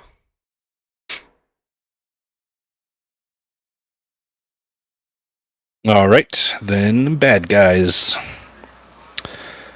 One of them is just going to kneel there, and he is going to... Nah, he's not going to sacrifice around and aim. He's going to take another shot at the windshield at Theo. So Theo, at this point, I'm giving you 20% for cover. So his roll... Ooh, is a 66. That would be... a fumble, I think. Yep. It's a fumble. All right, so his gun just jams up. Actually, it just explodes in his hand. Something happens, and there's just like this massive... as the gun blows up in his hand. Second one, though, he's going to get his shot off, hopefully. Oh, yeah, that's going to be a hit. Theo, it was nice knowing you, man. You sure you don't want to take this? Theo, you're going to take 5. Through the car. They're shooting at me. This is the one with the axe, and he ran up. He's going to get to there. He's the axe man. It is Theo's turn. Oh, I'm sorry, it's Hammer's turn. My bad. So there's a guy with an axe right in front of me. It is. Yeah, I'm gonna shoot him. That's probably a good idea. He doesn't seem to have seen you yet.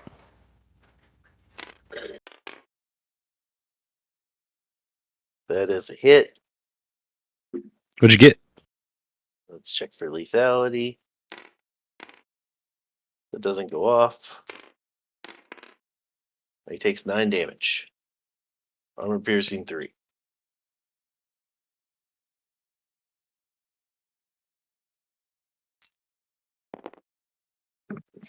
Oof. Okay, so he gets hit, gets spun around. I guess you hit him in the torso or chest or something like that. He absolutely just crumples to the ground.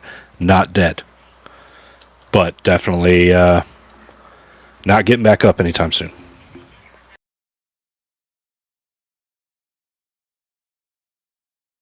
Now it's Theo's turn.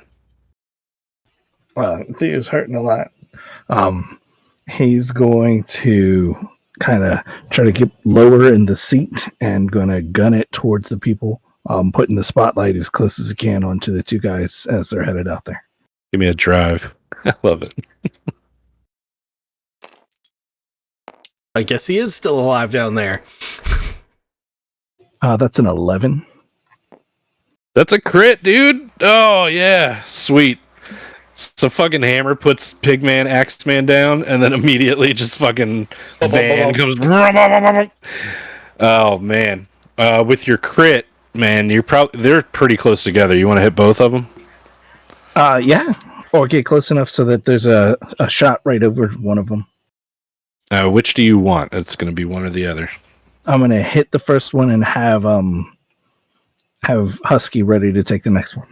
Okay, that's fair enough. So I need you for this van's damage as you hit a piggy dude. Roll me 2d10. This is going to be lethality of 30%. Does he get a bonus for the toe hooks on the front? They look like tusks. 51. Right. Ooh, okay, so that's still 6 damage, which is enough. Let's see if he's going to fail his con roll. Oh, he passed it. Okay. So, yeah, ba-dum. You run him over. You give a great sight line for the second piggy. This piggy is down, but he's crawling. Like, as you keep... I guess you spun the van around. He's, like, crawling on his elbows. And he's like... and he's trying to get to the back of this van here. Husky. That 3-second round thing really dramatically changes my tactical options here. I'm going to say that we're just going to do the obvious thing since Heron was so nice to line up that shot, and we're going to take that shot. That's a plus 20. I didn't need it. It doesn't matter. I rolled a 1. Ooh, very nice. Crit? Do I get double damage for crit? How does crit work? You can use it. It doesn't matter. Damage. I rolled a 10, so if that's a 20 if it's double. Okay, yeah, his head just explodes, right? Is that what you're doing here? Yeah, no, that's awesome. Yeah, tell me how it goes as Mr. Piggy dies here. I want to say he's fixated and horrified by the sight of his friend who's half crippled and crushed, is below the spine, not working, and as he's dragging himself with his arms towards Van. He's so fixated on this horrific sight that he doesn't even see the shot that comes in one side and just takes his brain matter out the other side in a soda can size spew of blood and gore. Beautiful. All right. So to continue, Mr. He has limited use of his legs right now. He's crawling all over his elbows. He gets to the back of the white van here. Sorry, this van should be facing out. It is on my screen. On one side, not the other. You just have to look at it from the right angle. So he reaches the back of the van and pulls himself up on the bumper. But that is really all he's going to be able to do this round. And it's Hammer's turn. Yeah, I'd like to stroll out from behind here. And shoot him. Okay. I'd like to put the gun in his mouth and shoot him. In the pig's mouth, because we've established that it is in fact a mask. Right. Right into the eyes of the guy. Yeah. Alright. Yep. You do this thing. I don't know if you need to roll for it, because you guys have basically killed everybody here that you've seen. Well, on that note, I'm going to take another quick bio. Okay. Start loading piggies into the van. The piggies, not these piggies. So you walk over to the legitimate real pigs. Mhm. There is a large, very hairy boar in the same pen with them, and he seems very, very aggressive. There are body parts strewn around the pig pen, and then there's a large cage in the back. It smells like shit back here. Yeah, I'm gonna scan the pigs and the people we killed, and then ask Heron to tell me what it says. All of them have come back. All right, so you scan the piggy people, and there's a lot of shared DNA, like corrupted DNA. Yeah. Yeah, inbred DNA. You scan the pigs, and the pigs seem okay. They don't seem like there's like the naturally looking pigs. They don't seem to have anything crazy. The big boar looking thing, it's got some craw DNA in it. Like if you stuck it, it would glow green. Okay. That's what the scanner says. I'm gonna what's it doing? Is it just staring at me?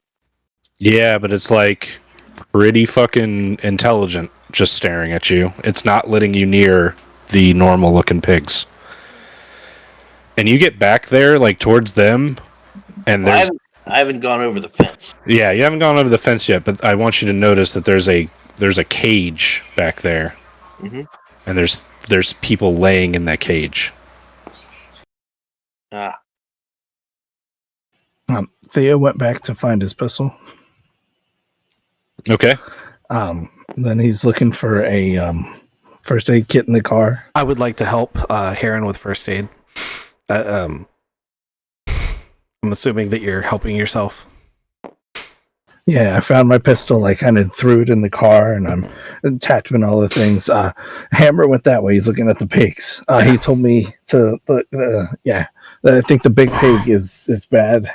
I think the first thing that I would do coming out of the turret would be to basically go to Theo and say, what do you need me to do? I'm really bad at first aid, but imagine he's good at it, and I'll just do whatever he tells me to hopefully give him a boost to fix himself, because I imagine he's bleeding a lot. So Yeah. who's making the first aid roll? I need pressure here. I'm going to try to wrap my whole shoulder in this gauze. Is there an exit wound? I can't see back there. I'm going to do the first aid roll. Yes, he would do that. I will aid him. Oh, remember to mark failures. I forgot to remind you guys. I failed shooting. Yeah, I did too.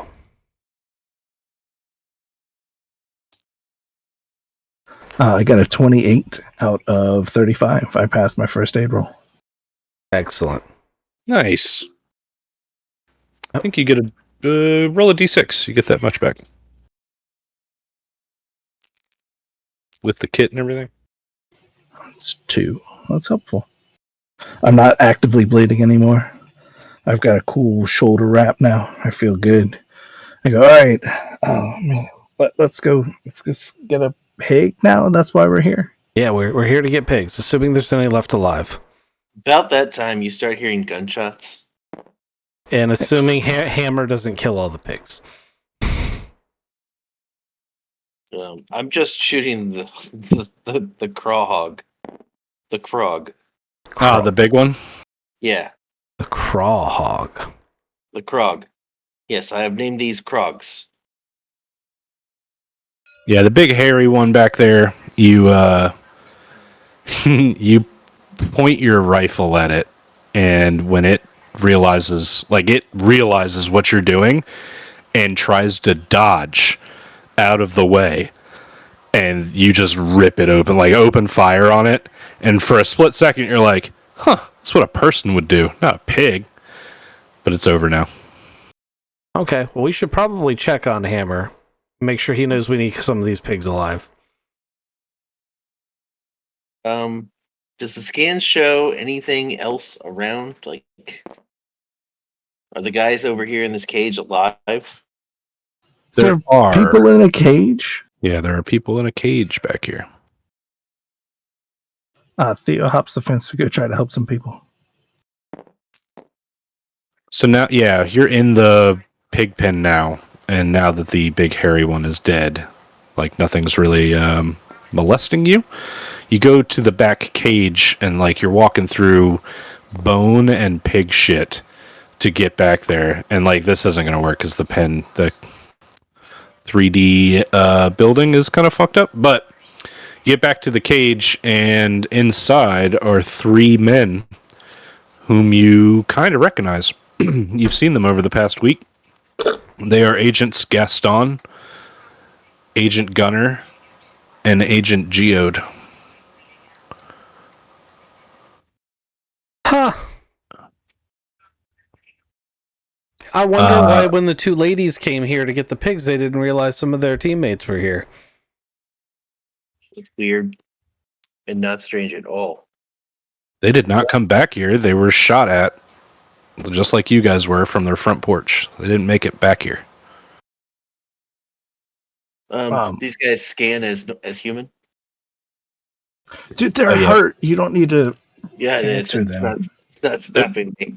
They're passed out. Like, I they're can't even wounded. carry them back. I'm slipping in pig poop and on. They bones. are human, right? Yes, confirmed human from the scan. All right.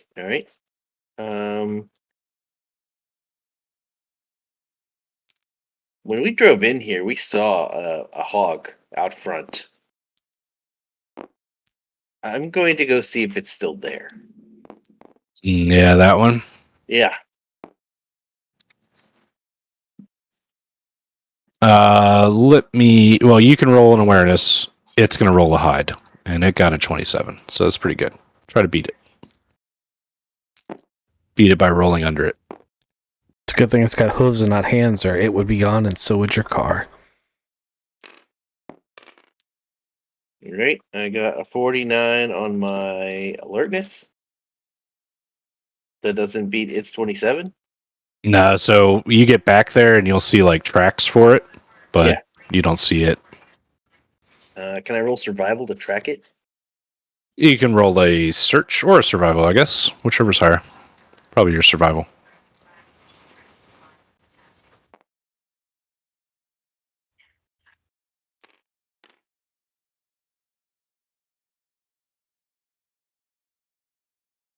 What'd you get?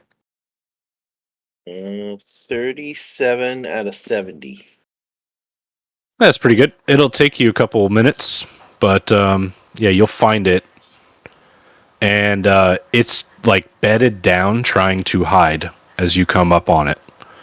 So I need you to roll a stealth, and we'll see how this works out. If that's what you want to do. Mm-hmm.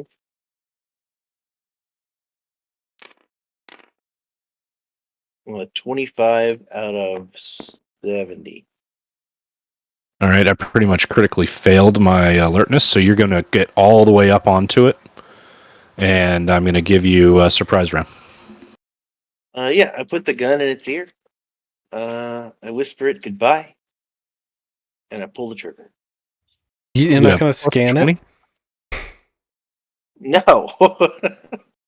I'll scan it after it's dead. It's already been smart enough to hide from me. So yeah, you get a plus 20 to your firearms. What'd you get? With a plus 20 or mine, it's a. Oh, okay, yeah. With a plus 20, I got 81 out of 90. No, 81 out of 100 for firearms. Yeah, Because you have an 80 in firearms, and then it's a plus 20. If I get a plus 20, I can't miss. Did not lethality it. Did do 12 damage. All right, when you shoot it, it looks like a glow stick explodes out of the back end. This glowing green blood erupts out of the back of this craw's head. Or I'm sorry, craw boar. Was that what was on it? It's a Krog. Krog. Yeah. So yeah, it's like a glow stick, blows out, and then the craw comes out of this thing. It's a little worm. It's like the same size as the one you saw in Agent Royale or Bob. It's not quite what you would say out of larval stage yet. If you remember, it's kind of like a... oh man, it's gone now. Fuck. It's kind of like this.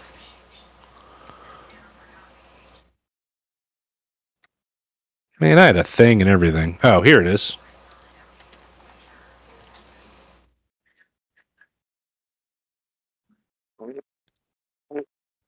Where is it?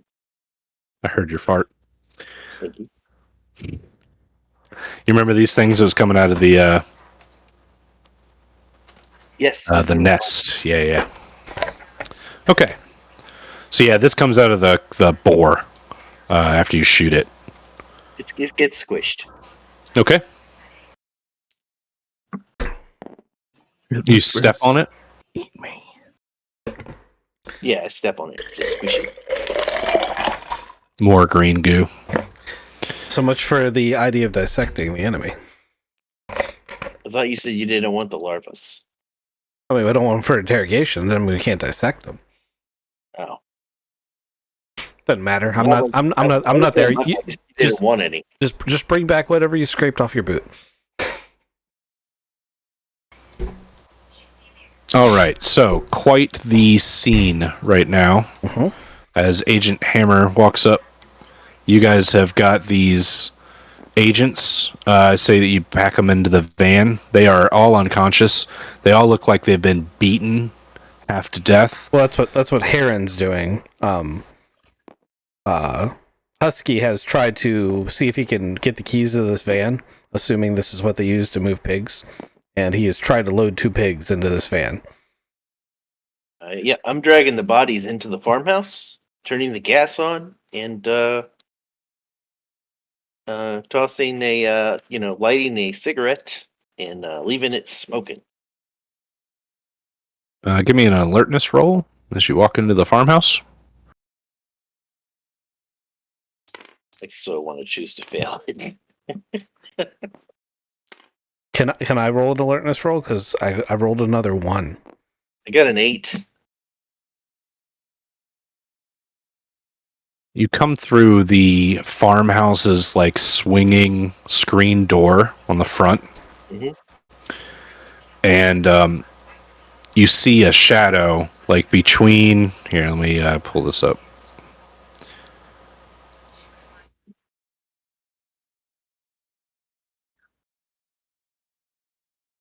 Damn, there's no front porch.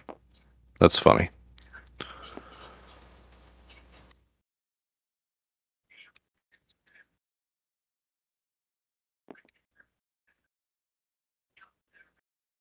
All right, so you see a shadow in this doorway back here to the bedroom, and you know that someone's trying to hide from you. Does the scan show a human or a Krog or a Craw? You're just gonna hold up the scanner and scan into the building. Yeah, the scanner comes back. I don't know. Are you gonna just like walk up to it? We haven't like established range for that scanner I thing. was waiting for you to establish range. Yeah, I think you're too far away. How long have you been GMing for Craven? I know, right? He takes advantage of every fucking thing. You give him a toy like that, you've got to establish some limitations, or he'll just keep asking until you say no. Yeah, that's right. Wait until the radiation poisoning sets in for all of you. You're going to be very, very happy. I'm gonna shoot Hammer if that happens. Yeah, it's going to happen. This thing is absolutely radiating everything. Walk in. Who's there? Oh, it's like a knock knock joke. Knock knock. Yeah.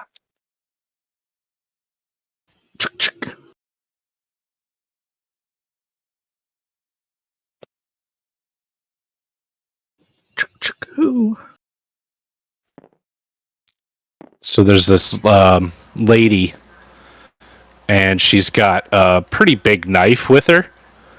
And as you walk over, she's like, "Who the fuck are you?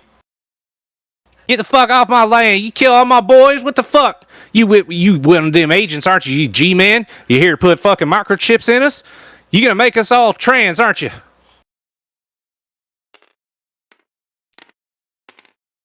Well, that's a 75 out of 80. To shoot her? Yes. Okay. No lethality. 1 damage. God damn, oh fuck, oh God, oh Jesus, Jesus, so Moses, oh John. You gonna shoot her again? Yes.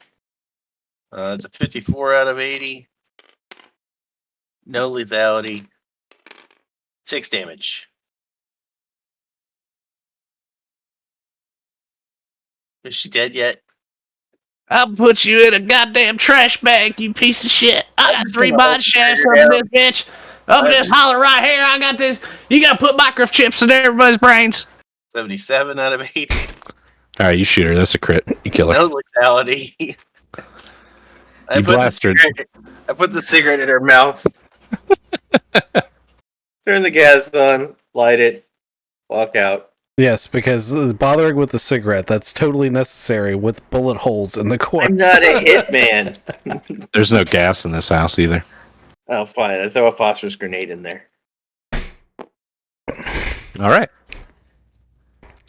So, Chad, so you come out here. Chad has rolled a 1 to load these pigs. I come out and help you load the pigs. Pigs are pretty much loaded. Oh, yeah, they're done. He crit. Oh, I thought you rolled a 1. It was a bad thing. You're No. right. Rolling a 1 is a good thing. I've got pigs in the van. The van's ready to go. I'm like, hey, you look for any evidence while you were in there, or you just burn the place down? It's on fire. If that answers your question. I mean, I knew he burned the place out. I just want to know if he looked for evidence while he was in there. I just want to hear what he's going to say. He's obviously not going to tell certain people about the... I didn't see anything in there. Okay. From the other van, he walks Except back for the over. old lady that I shot to death and then put a cigarette in her mouth and threw a phosphorus grenade in there. But other than that, nothing. Thea comes back and goes, I think everybody in there is alive. They're pretty comfortably tucked away in spots. Didn't they send 4 people on this mission? I think they said they did. Chad is confused. Like, he's slow to respond to your questions because he just realized that he should actually care about what Hammer just said.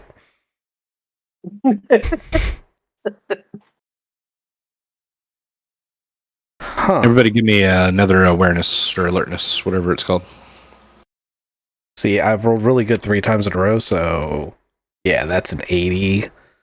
Yeah, I didn't make it. I rolled an 11 out of 54. That's a critical success. That's fantastic, Theo.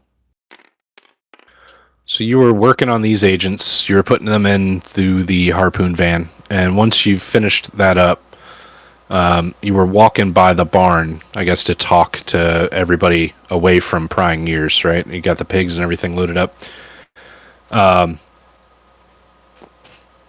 You could swear as you're walking by the barn, or maybe it's from the well or somewhere in between, there's a voice that says, hello?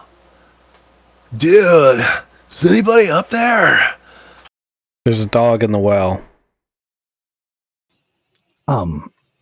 Thea just walks to the well and looks down in it. Are you okay? Who are you? Husky walks up there and he looks down too, but he doesn't say anything. He's just like, who the fuck are you talking to? Are you Juarez? Nah, man, I'm Ziggy. That's the guy from the hotel. That was Michael. Is it?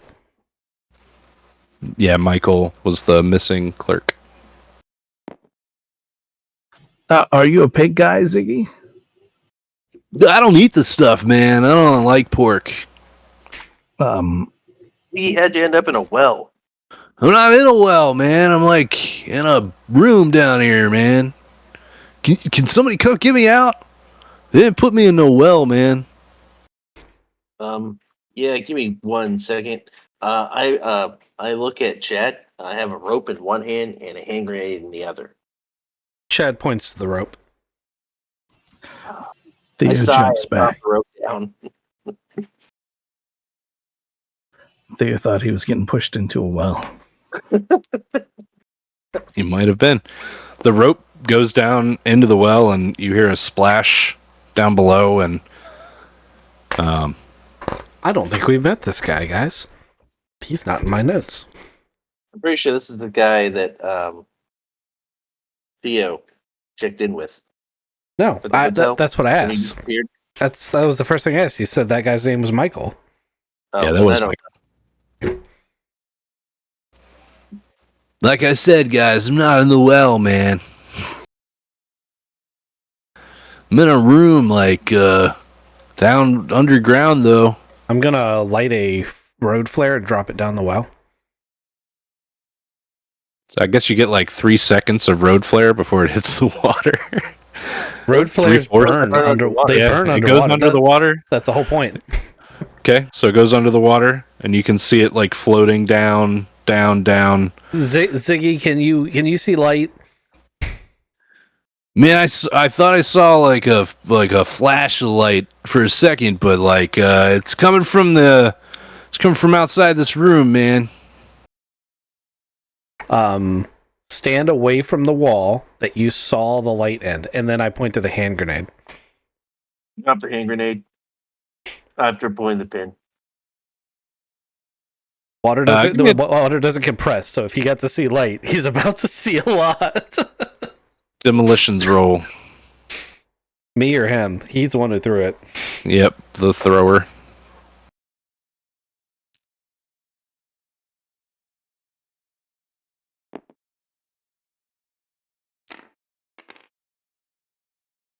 $43 out of 60. So boom, there's a big explosion. Water erupts out of the well, comes straight up. There's also a mad smash, and it looks like when the dust and debris settle again in the well, there's like a hole blown out, probably 10 feet down, in the side of the well.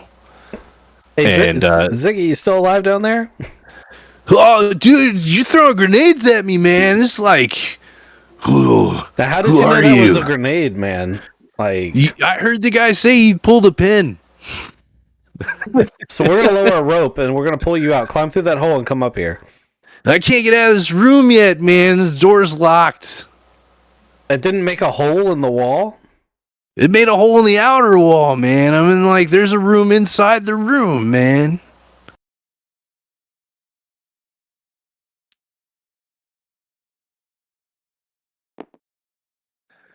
They didn't put me down here through no well. Well, that's how we get people down. I mean, All right, I'm going to volunteer to go in the well. I think that might be a bad idea. I'm gonna start exploring the buildings around. Except for the one that's on fire. Where the entrance probably is. I do not go in the one that's on fire. I like to live. Yeah, that's pretty smart. Yep. Man. Athletics check, Theo. I climbed down. Oh, so Theo's gonna start to do it, and then I just push his scrawny ass out of the way, climb down, get in the All right. 10-foot hole. give me an athletics.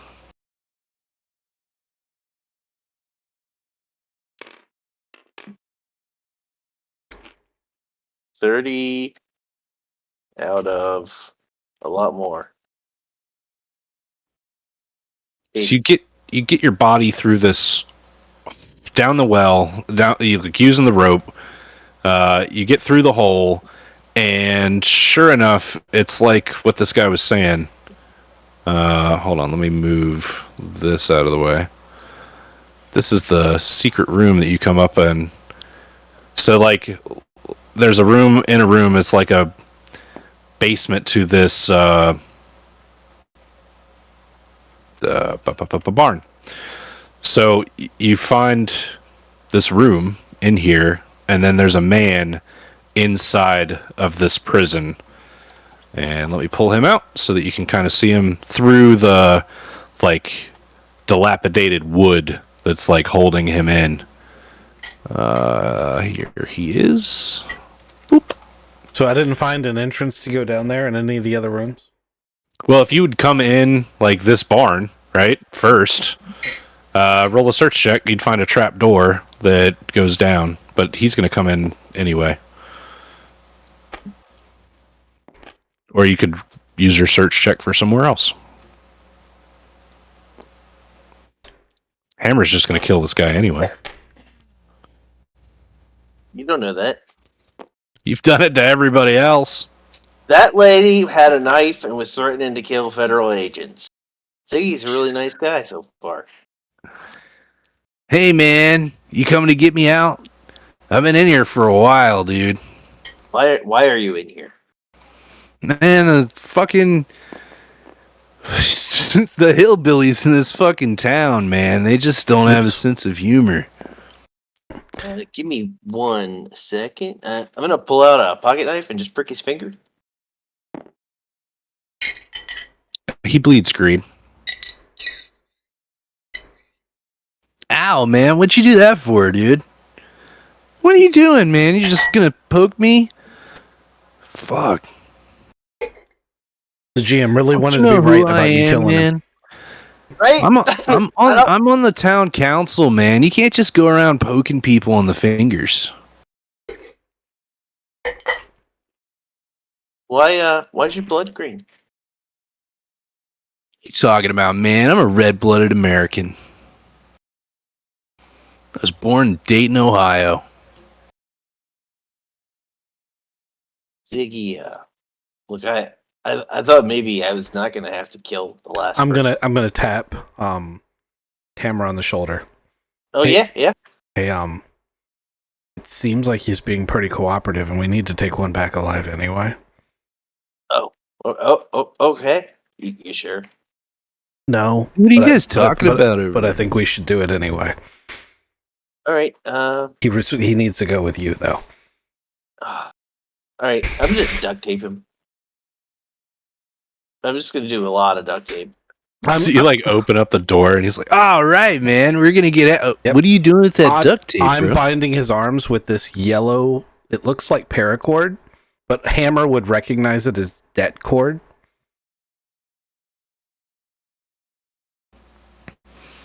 Hey, so like out of the frying pan and into the fryer, huh? Look, man, this is just for our safety. Mr. Ziggy, you are under federal custody. You'll be fine. Whoa, you guys are feds, man? You don't look like feds, dude. I've seen the G-Men, man. You guys don't look like them. Speaking of the G-Men, how come you weren't fed to the pigs? I don't know, man. I've been here for 3 days. They keep telling me that, like, soon she's coming, man, and they're just gonna, like, hold me until she gets here, dude. I don't know. Ziggy, you can see your blood pricking from your finger is green, right? No, man, it's red. And he, like, holds up his finger, and he shows it to you. It's like I said, man, red-blooded American. I'm gonna take the knife and put it all the way through his hand. And then Oh, my God! Ah, Look, it's green. He's You can obviously see that, right? he's it's red! obviously colorblind. Oh, that makes sense. Green and red would look the same. Give me a humint roll.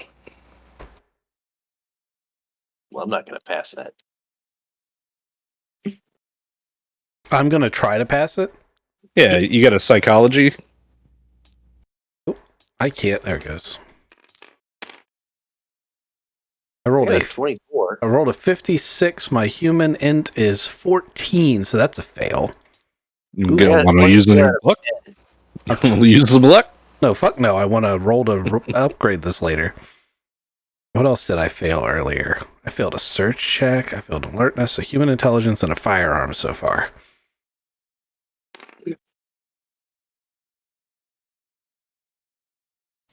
So Over ahead, your Bill. shoulder, Theo comes in.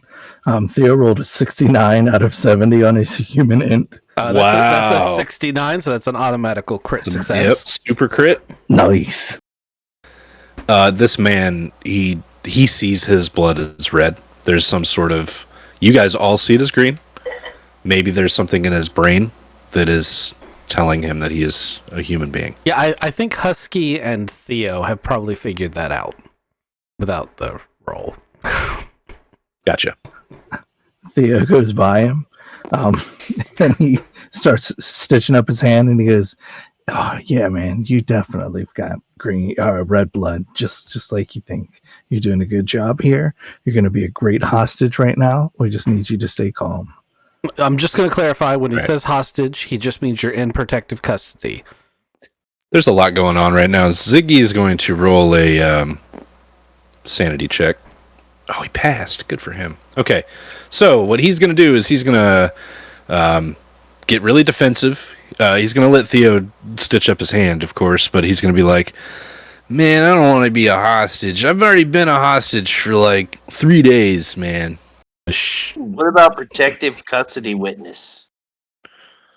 Like, I hate judges, man. You going to take me to court, dude? Nope, no judges. You'll never see a courtroom. Hey, I'm going to put this pin in this cord that I've wrapped between your wrist and your elbows. It's just so we know where we're at. Don't mind this blinking red light. Okay, man. I mean, like, cool. I guess let's go. There's nothing else I can do, man. Shit is what it is. Don't worry, man. You'll never see a courtroom. Yeah, you keep saying that like ominously, dude. I don't like that. What do you mean? Oh, it'll never see a courtroom. I'll never see the light of Then you day didn't want to again. deal with the judge, man. Yeah, no, man. I want to go the fuck home, man. I got like a wife and she's real hot, dude. Hey, Ziggy, how about this for an answer? We are your only hope of ever seeing your wife again. But like, I do have a hope, man, because like that's really the important thing here. Yes, you do have a hope. There's always hope. Come on, let's go. All right, man. What about He's my gonna- You guys gonna take the trap door up out of the secret room and into the barn? Yep. And you guys have Ziggy, Astroconi. Sorry, Theo. All right. What's the next plan? Oh, you know what? One more thing. Give me a search roll, everybody.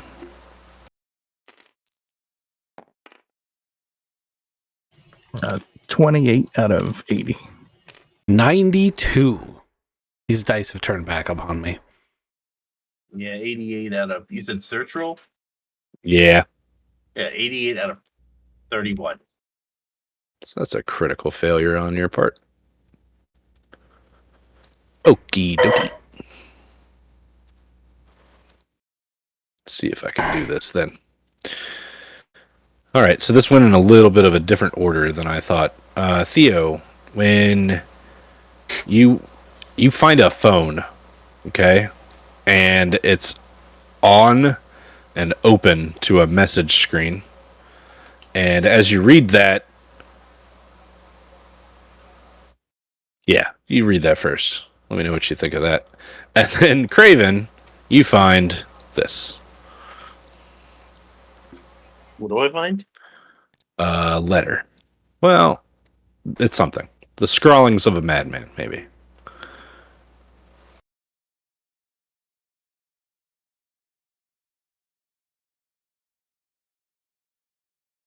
Yep. I have no idea what this says. I hand it to my scientist man.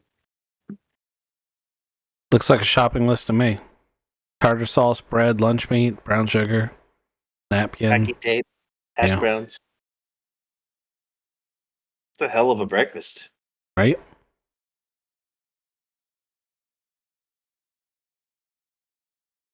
It really does. I mean, it looks like one of my shopping lists where I just keep adding shit to it. Someone been going through your trash? You guys, hold on. I'm trying to read a phone message. It's these guys and spelling is very difficult. My guy's spelling's pretty good, but their penmanship is awful.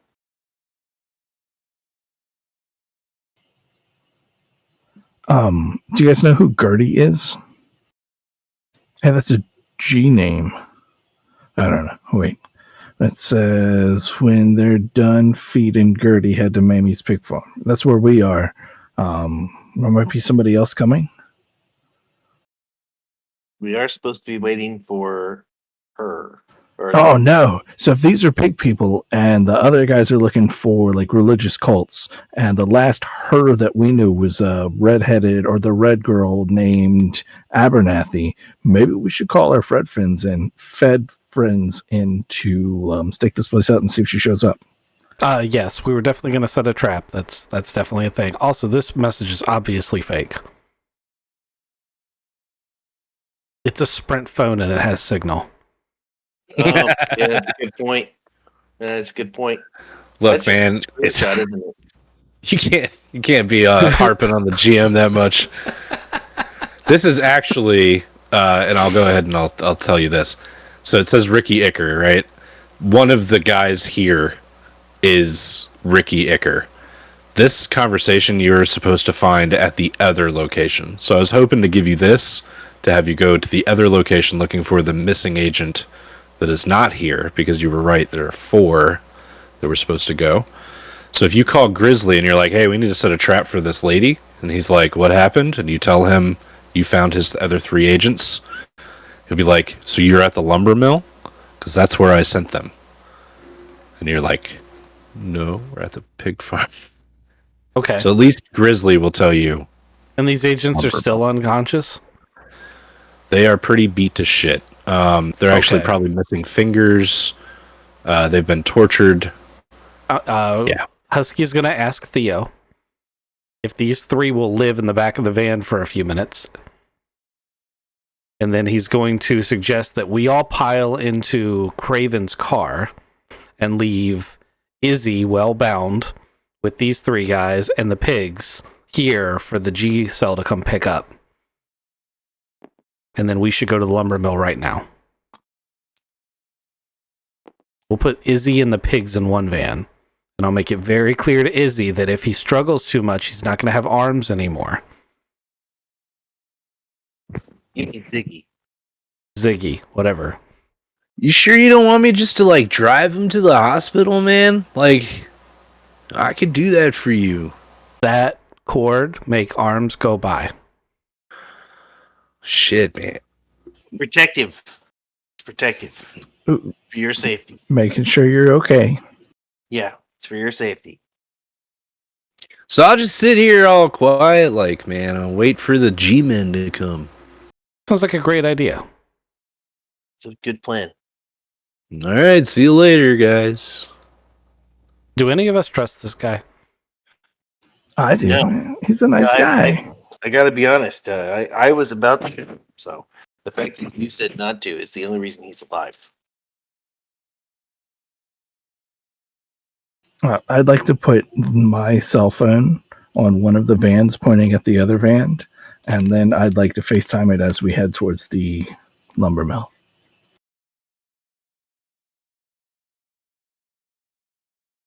Okay, so there's going to be let's do this then. When you what do you say to Grizzly? Do you tell him that you've got 3 agents here? Do you name them off to him? He's going to ask specifically about Agent Goose, which you would notice is not here. And then Agent Grizzly is going to get really upset, like visibly. Well, you guys don't see him, but audibly upset when he starts stuttering, and he's like, "I will meet you at the lumber mill, and I will send Gabby and Gigi to go pick up our friends and the van, if that's okay with you guys." You may want to send Muscles with I'll Gigi. send Juarez there. Yeah. All right. Either way, meet me at the lumber mill. Sounds like a plan. Okie dokie. So let's get Chad, Theo, Hammer. We're gonna pack this map up and head to the old lumber mill. Well, we need to take this evidence with us. Theo, do you want this evidence? Or you want me to grab it? Oh, it's another cell phone. I can leave that one here. Video chat in the other phone. You don't do that with evidence. That's not how chain of custody works. We're investigating. Okay, thanks. Do you guys have crime pins that you like pick evidence up with? We haven't even done any of that. No, I've got gloves. Yeah, I have crime pins in like actual baggies. That's actually something I'm really good at. And little brushes to make sure that And I yet get the dirt off of the you information. wanted to use evidence as a makeshift spy cam. I mean, what are we going to find from a hillbilly cell phone? Well, nothing if we overrun all the data with, FaceTiming over the camera. Just making sure that Ziggy doesn't get out and the other 3 agents are still there. Oh, I made sure, but we just might not have pigs when the other agents get there. Or Ziggy. Or we'll have 2 really well-fed pigs with burn marks.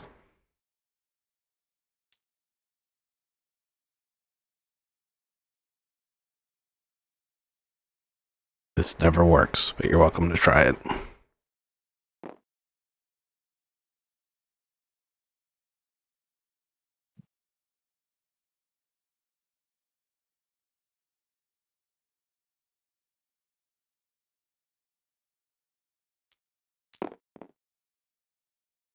Is it revealing to anybody?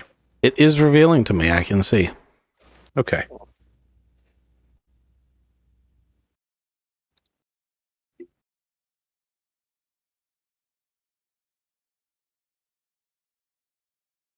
Something broke. I was about to say, my processing thing for this thing is just skyrocketed.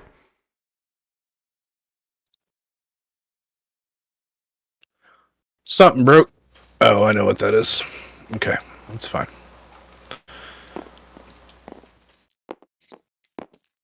Whoop.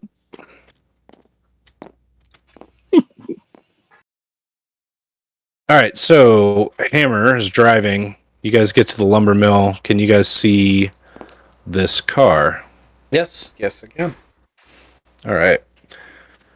So that's the first thing that you're going to find, and it's got a bunch of bullet holes in it. The windshield's smashed out, and the door is open on the driver's side, and there's a trail of blood leading out of the car and like towards this big building, and there's like a big smokestack over here in the middle of the map. Okay. Trail of blood running or trail of blood somebody got dragged? Somebody was dragged. All right. Well, it's time to put this M4 to use again, I think. How do you want to do this, Hammer? I'm thinking we divide and conquer. You take... Oh, I can see everything now. Was that supposed to happen? Yeah, fuck it. Okay. I'm thinking I go up one flank, you go up the other. We send Theo down the middle. Are there keys in the G-Cell car? Yes. I'm going to go down the middle in the car, guys. Okay. I mean, that worked out well for you last time, right? How? Okay. I mean, if it's that riddled with bullet holes, would it even start? He hasn't tried yet. Yes, but I tried to start the no, car. don't. Never mind. We'll just go in shooting. We'll just go in shooting. I'll Theo. step away from the van. Theo's gonna be a human fucking shield, is what he's gonna be.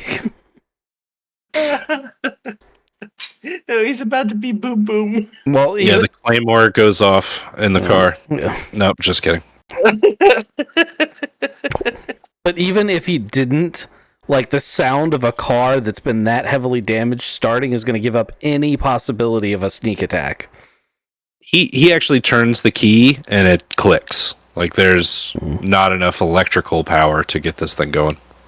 He's still getting scolded by Chad. Like Chad's almost red in the face. Like, what are you doing?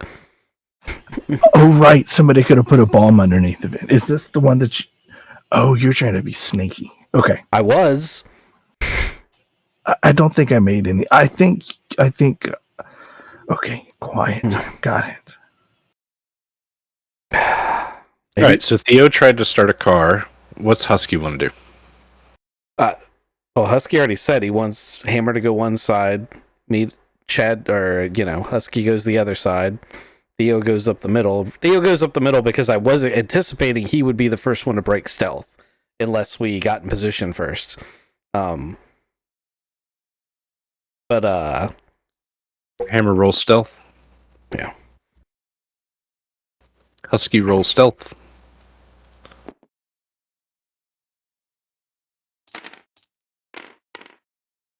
Oh, I did not stealth that one.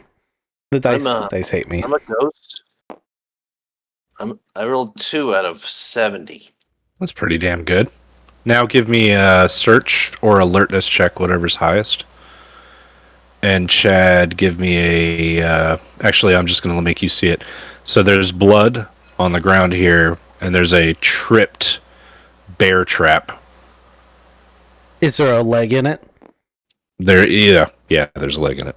I got an 8 out of 70 for my alertness. Yeah, I'm going to... Hammer, as you come up, there's a trap, a bear trap, underneath this brush that is still armed. Okay. I'm going to avoid that. Okay. I'm also going to make hand motions at Chad. I don't know if he can see me because I'm almost invisible. I was going to say, we're probably in like a Zoom call on our phones, like the earpieces. Yeah, okay. I'll let you know that there are active traps on the field. You hear a little bit of gagging, and you hear like, this one's been triggered. There's a leg in it. This one hasn't been triggered, but it would have been my leg. Hey, Theo, watch your step. Yeah, Theo, where are you going? Right up the middle.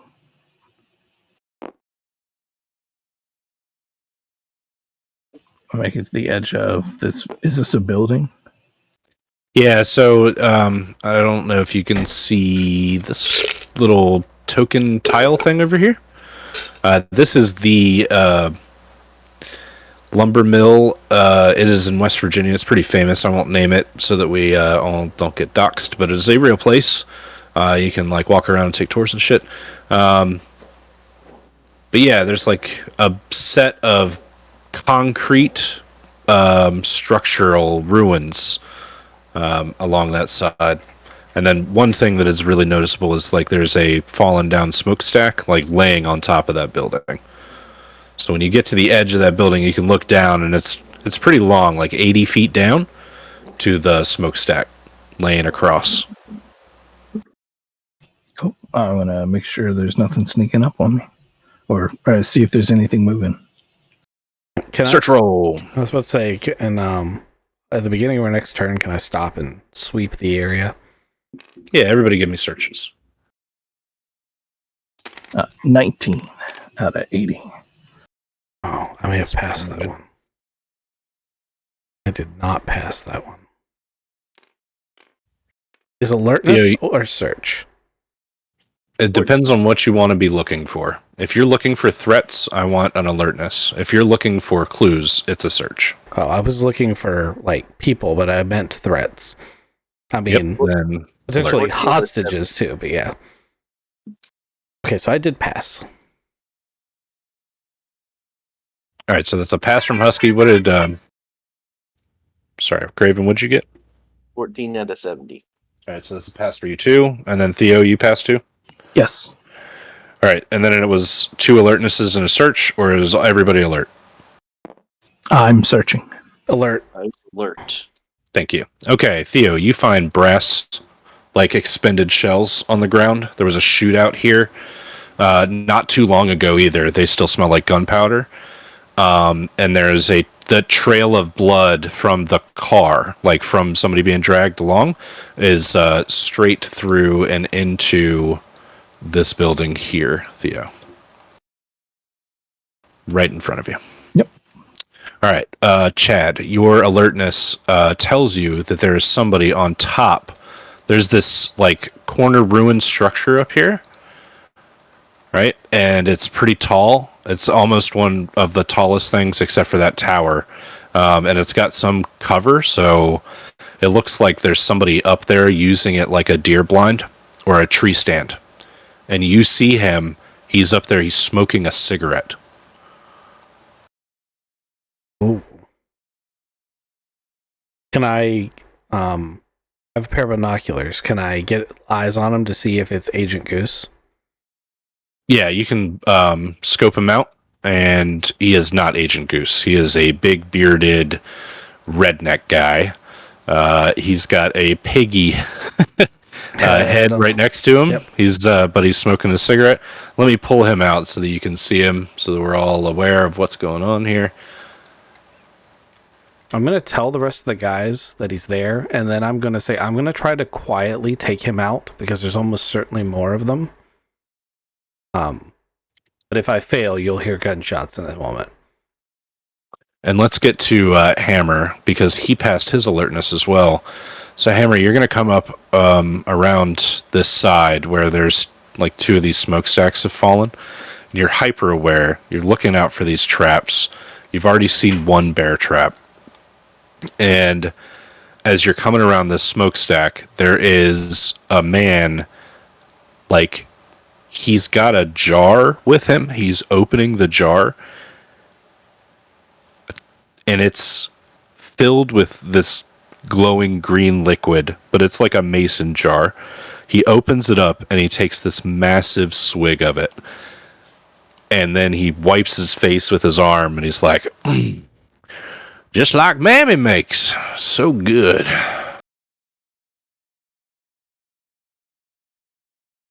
Who's he talking to?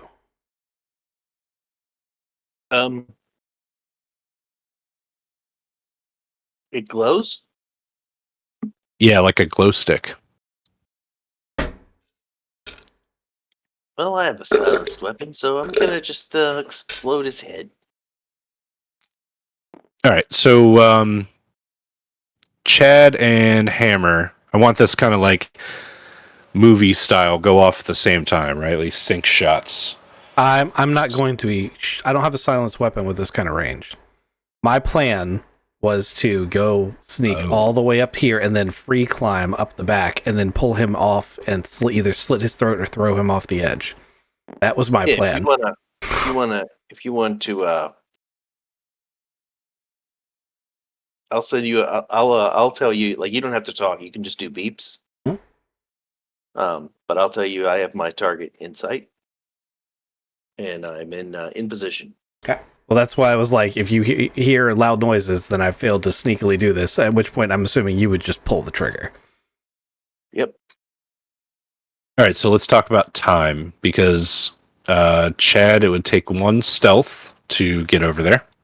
So give me that roll. It is going to be opposed because he is not being hyper vigilant, but he is looking out. Well, he's going to need to roll better than a 21 then. That's fantastic. That's what I needed to know. Oh, no, I need no dice. I'm going to copy Kizik's No, again. you don't get the good dice anymore. Okay, I'll copy these over here. 18. So he's going to flick his cigarette out. He doesn't say anything, but he stands up, and you hear him stand up. What do you want to do? I want to do a point of clarification. When we do an opposed roll, I thought it was the difference between your score and the number. It wasn't just a raw roll against. Am I wrong about that? So as opposition, I roll against what you rolled, and if I get better, I beat you. So if I do an opposed roll, say he and I get into a melee, it doesn't matter that I don't have the skill. I just have to roll. It's like completely random at that point. You just have to roll better than him. No, so if it's two melees going at each other and you have a higher trained skill in melee, you're better than him. So all you have to do is like beat your. I It guess depends on my if you're an point is aggressor, right? I've put all these points in stealth. This is really important.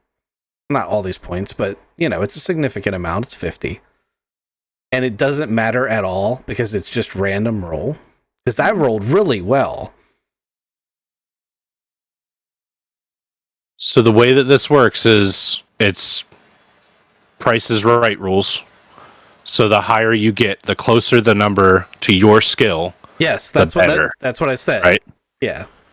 So you rolled a what out of 80 or whatever. So that's a low roll Yeah, on a high skill. Yeah. And then I rolled lower than you.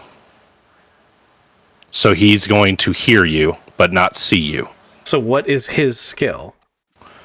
So his skill was an alertness, and he's got a 60 in it, and he rolled an 18. Okay. All right. So that's kind of what I was asking. Is I just wanted to make sure it wasn't just I rolled a number and then he rolled a number and he got a lower number. That's all I was concerned with. Gotcha. No, it's an opposition test, so it's versus each other. Okay. Well, I guess I'm just going to blow this fucking building up then. Okay. How you want to do it? I have a large IED. I'd like to put it at the base of this thing. Since as he looks down, I'm just going to be like, fuck it. No, I'm just going to use a pipe bomb. I'm just going to slap a pipe bomb on the bottom of this and run like hell. I will also tell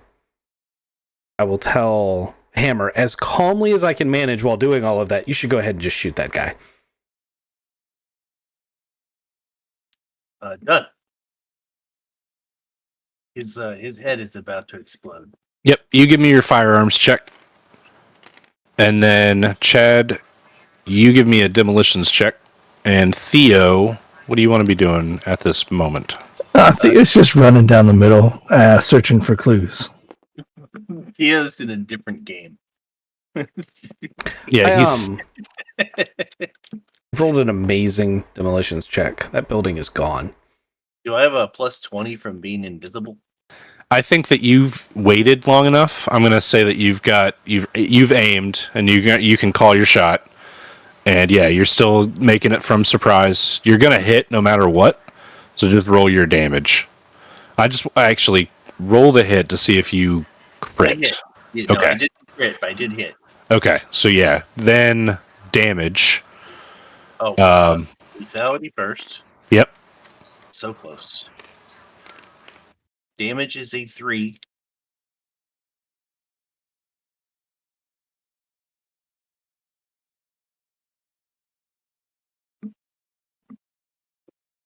I'm going to give Tyler one shot to hit Chad as he's running away. He planted a bomb. He's going to die. And I'm also going to give him a negative 20 to hit Chad. Let's see if he gets the one shot off. That is a 9.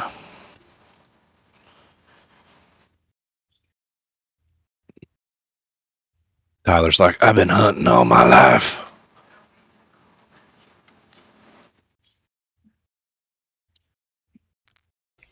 Does he put the pig head back on? No, he doesn't have time. He hits you for 1 before your explosive goes off. All right, so Jethro Higginbotham, dead. What was your damage? First damage was 3. Okay. So you plug him. It's a through and through. And he doesn't even turn around, but he's surprised that he got hit. And the first thing he does is he looks up at the tower at his buddy Tyler over there. And he's like, what? And then the whole tower fucking explodes. He heard the gunshot from Tyler's direction. Tyler shooting Chad. He hears a gunshot, and then he sees that he's been shot. He didn't really hear mine because of the explosion. Exactly. So I'd like to use this moment to slip up behind him and whisper in his ear as I pull the trigger that you're going to see your mama real soon. Mama? And then I roll a 24 out of 80 Oof. Okay. Nice. for dead damage. That's it. That'll do it. And there goes Jethro. Jethro and Tyler. All right, Theo, you enter this building, and then you hear, pow, boom, and the whole fucking, like, old ruins over here just explode, and you see, like, a body fly towards the river down below. You enter this building, and inside is, like, super run down, but there's mechanical equipment, like an old, I guess it's like a generator. It says Westinghouse on the side. I don't know if you know a lot about turn of the century industrial equipment.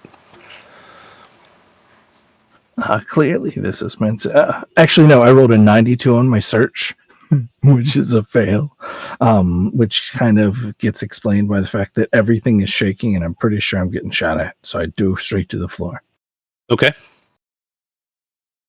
Yeah, you see like all this debris on the floor, like just big chunks of stucco and stuff all over the fucking place. More is falling from the ceiling as it's shook by a shockwave. Oh yeah, the dust is settling down. All right. Well, let's go back to Husky. Husky, you have successfully demolished that guy with your pipe bomb. What do you want to do now? This vehicle is dilapidated and this container is locked. This car, it runs and drives, and it has stuff in it, like it was just driven here today. But yes, it is a pretty shitty car. And the container looks like it's locked. It looks like it. You can walk around. It's probably got a roll a luck roll. I was really just trying to make a general observation of which one I wanted to search first. I rolled a 7, so it's not locked. It had a padlock. It looks like the padlock was left open. okay. I'd like to peek inside real quick.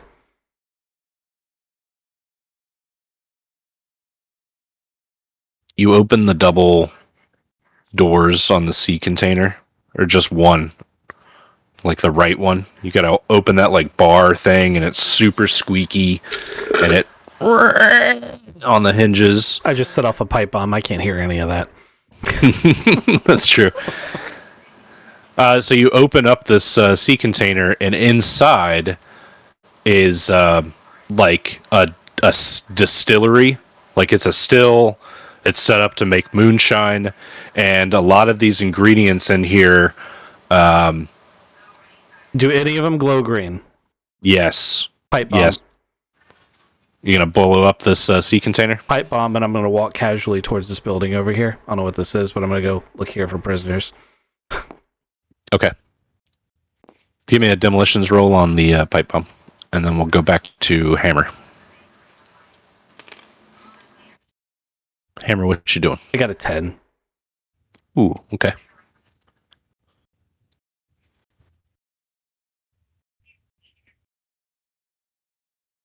You there, Hammer? Yes, I'm here. What would you like to do next? What's this weird symbol on the ground right here? Give me an unnatural roll. Oh yeah, that's not gonna work.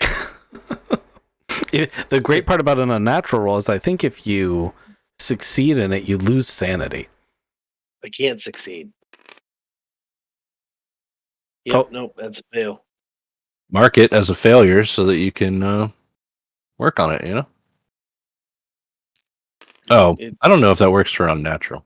I was about Yeah, to it's say, literally plus, a hero. plus, I don't. You have an occult roll. what if he doesn't want to?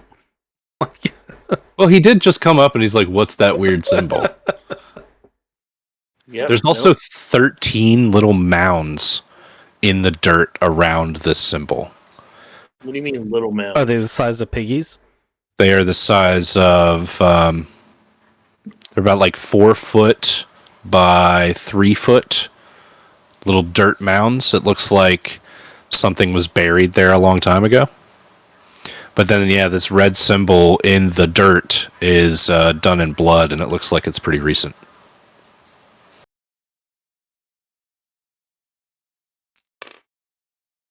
Theo, give me one search roll while you're inside that building.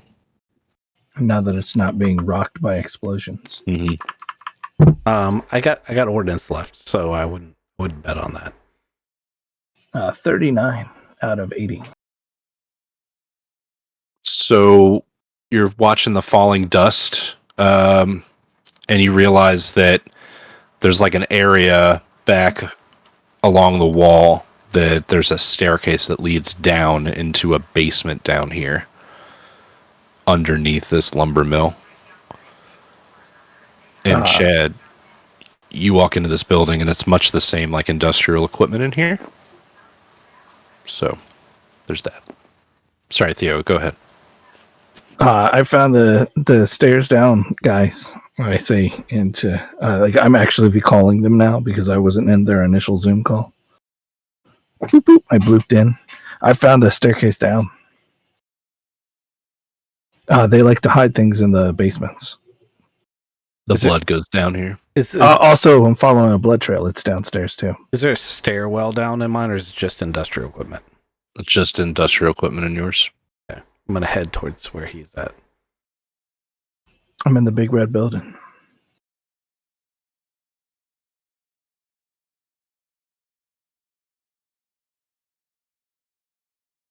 I'm just casually like tossing in my hand a pipe bomb. I'm flipping a Zippo with the other hand.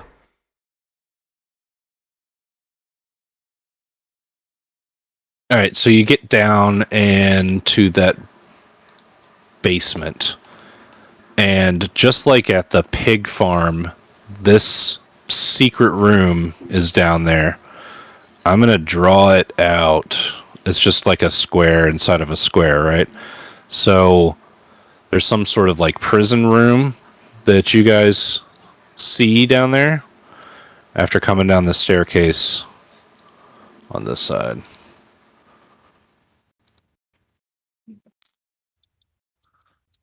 And just like before, where you guys could see Ziggy through like the dilapidated wood slats of the prison, you guys see inside. In this prison, there's a candle lit, and you see the shadow of someone like pass by. And then you hear like chewing, like chewing on bone. I'll give you that. I reach inside my jacket to pull out my pistol, and I go real slow down the stairs now. I didn't mean to knock him over. Eventually I'll catch up to Theo, you get down and you hear like the smacking, chewing, biting, cracking of bone breaking. And you hear this, it's a guttural voice, and it says, "Gertie can't play with her food anymore. They get angry. You understand. No play. Just eat. Gertie eats."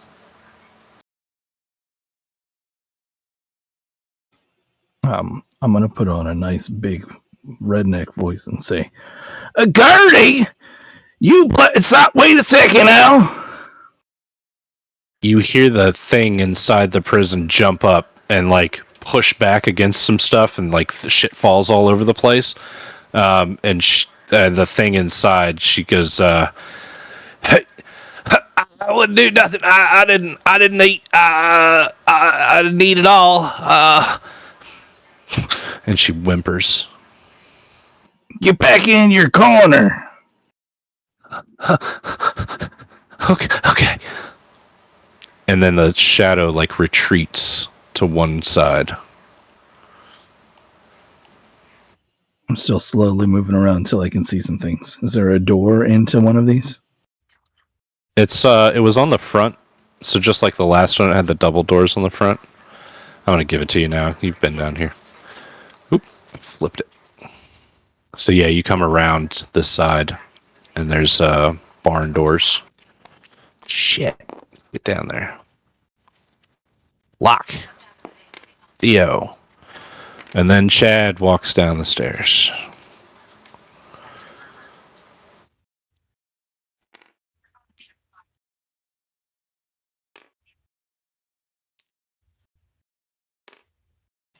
I'm gonna wait at the door. Hopefully Chad makes it back up. You hear the sounds of somebody like in like a bathtub, a liquid bathtub. And she goes, I didn't do nothing. I didn't play with my food. I didn't play with it. I was good. Gertie's good.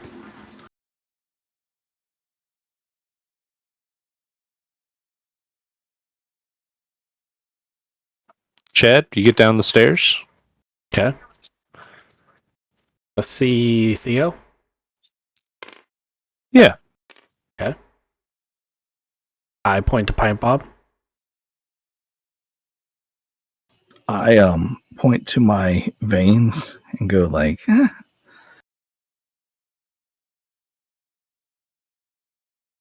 Then I say again, why should we keep Gertie alive? Is she being bad again?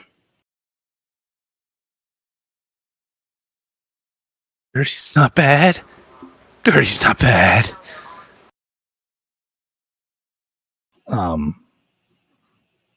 I type on my phone Goose ?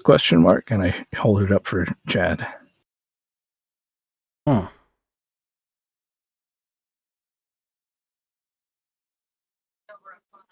Well,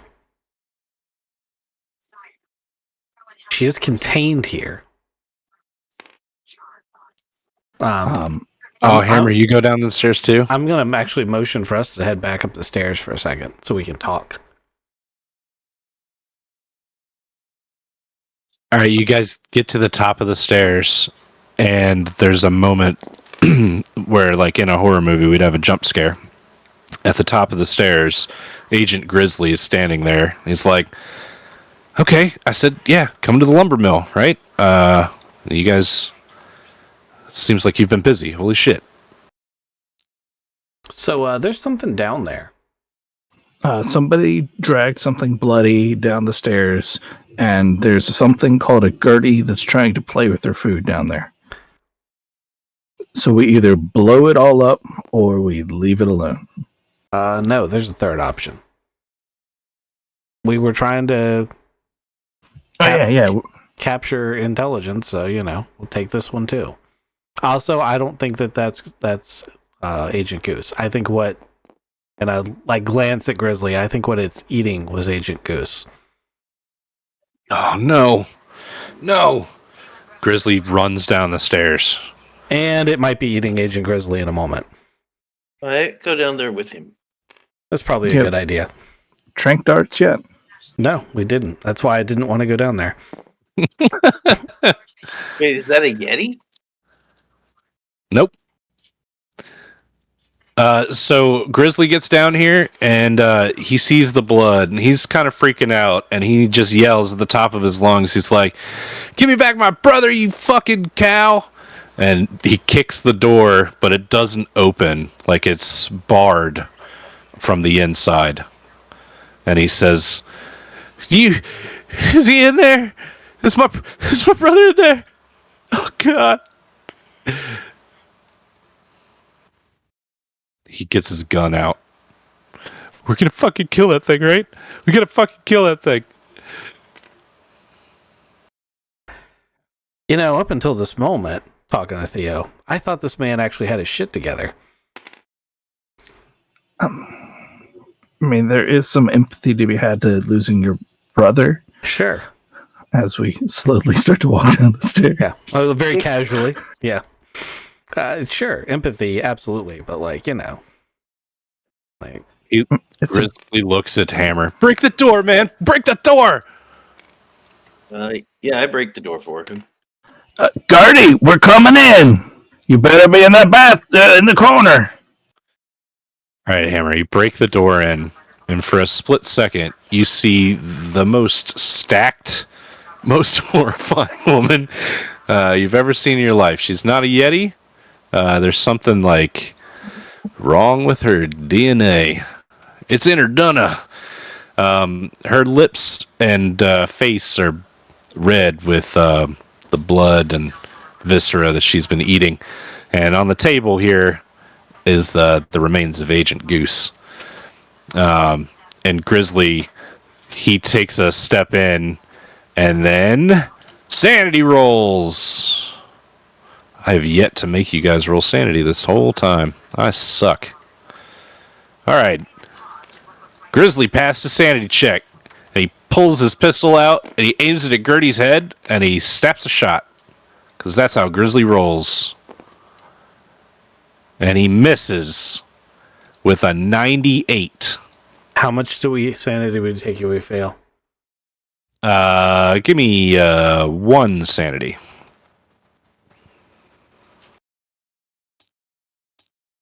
All right. Can I shoot her now? Yes, you may. Yep, I hit. Roll lethality. God damn it. 3 away from lethal.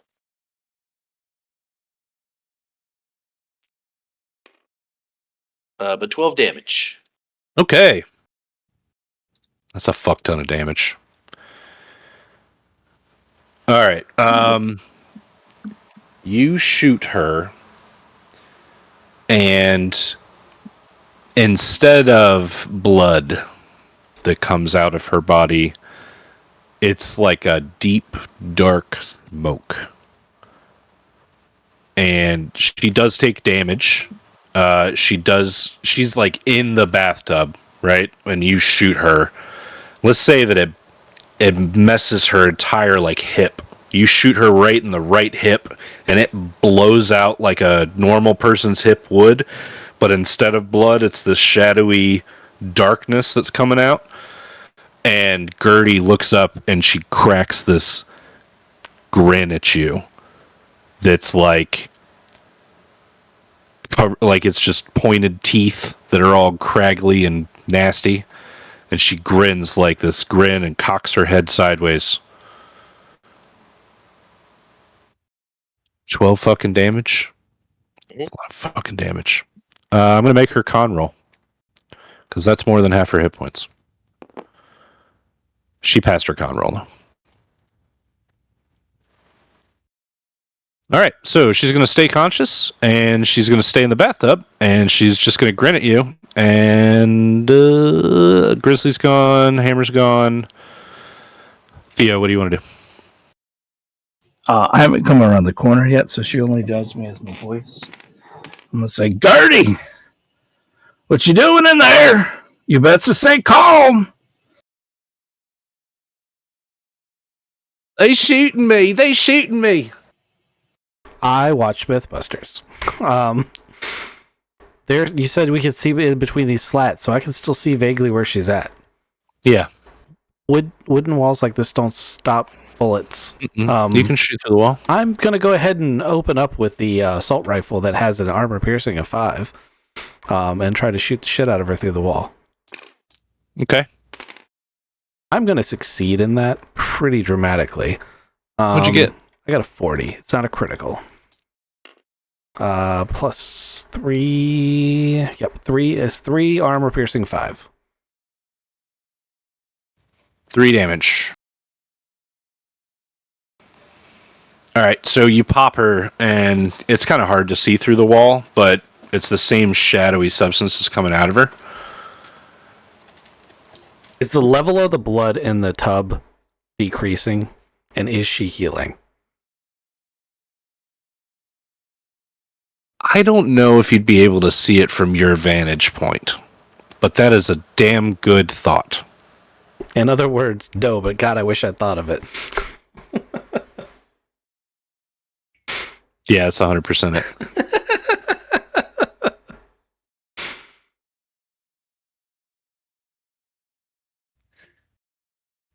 So Theo, do you want to come around the corner, or is that all you're going to say? I'm gonna keep saying it. Oh, you please be still right there, and then I'm gonna shoot her. You're shooting her through the wall too? Yeah. I hear her. I know where she is. I hear the tub. Got a 19. That's a hit. Roll that damage.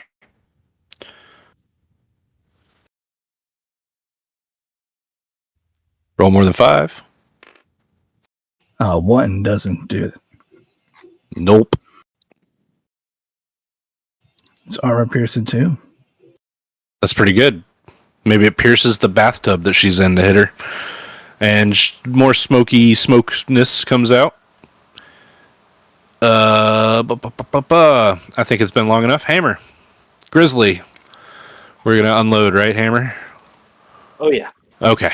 Let's do it together. Grizzly's going to hit. 61. I got a 26. No right. lethality. Let's roll that damage. 3 damage. 9. 12. That's enough to do it. Between the two of us, Gertie falls backwards. It's a slow motion shot. She falls into the tub of blood. There's a spray of blood. And, yeah, she stops wiggling. Like her arm is like draped over the side. And the shadowy smoke just kind of lays like a miasma in the tub. It never actually escapes the outside confines of the tub.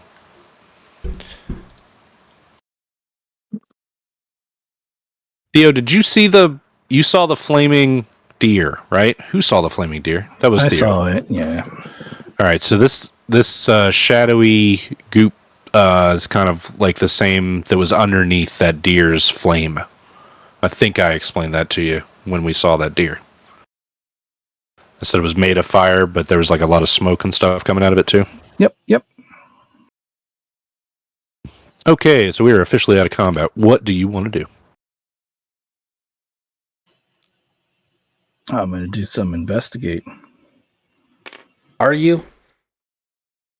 Yeah. I'm going to do some investigating. I'm going to come in. There's a lot of blood. There's a lot of gore. I've already lost sanity by looking at it. I'm going to try to get a vial of that smoke stuff. Okay.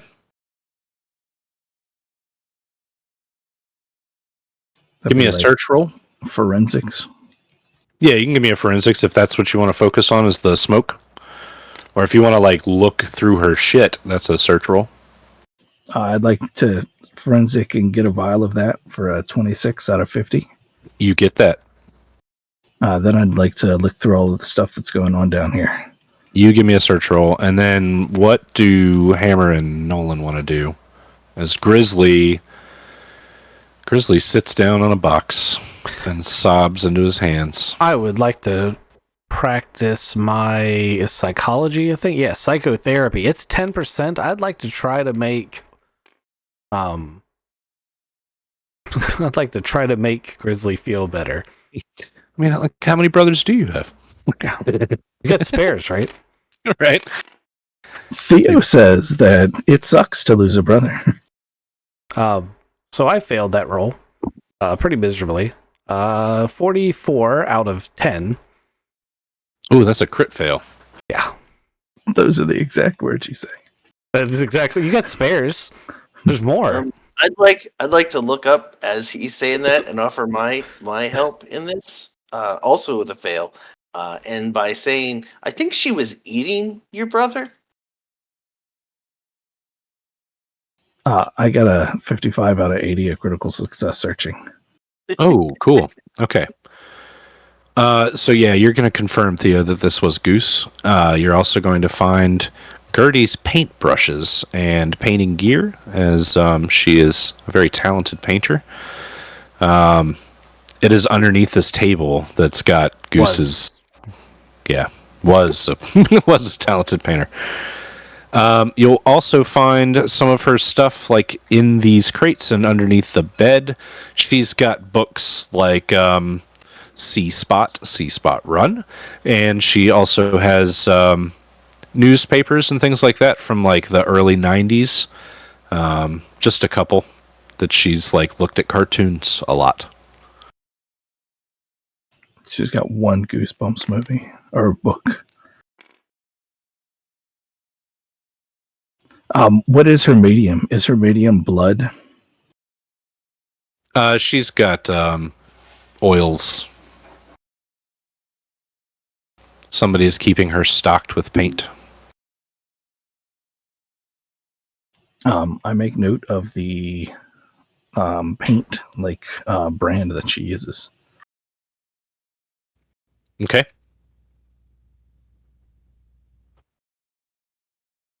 All right.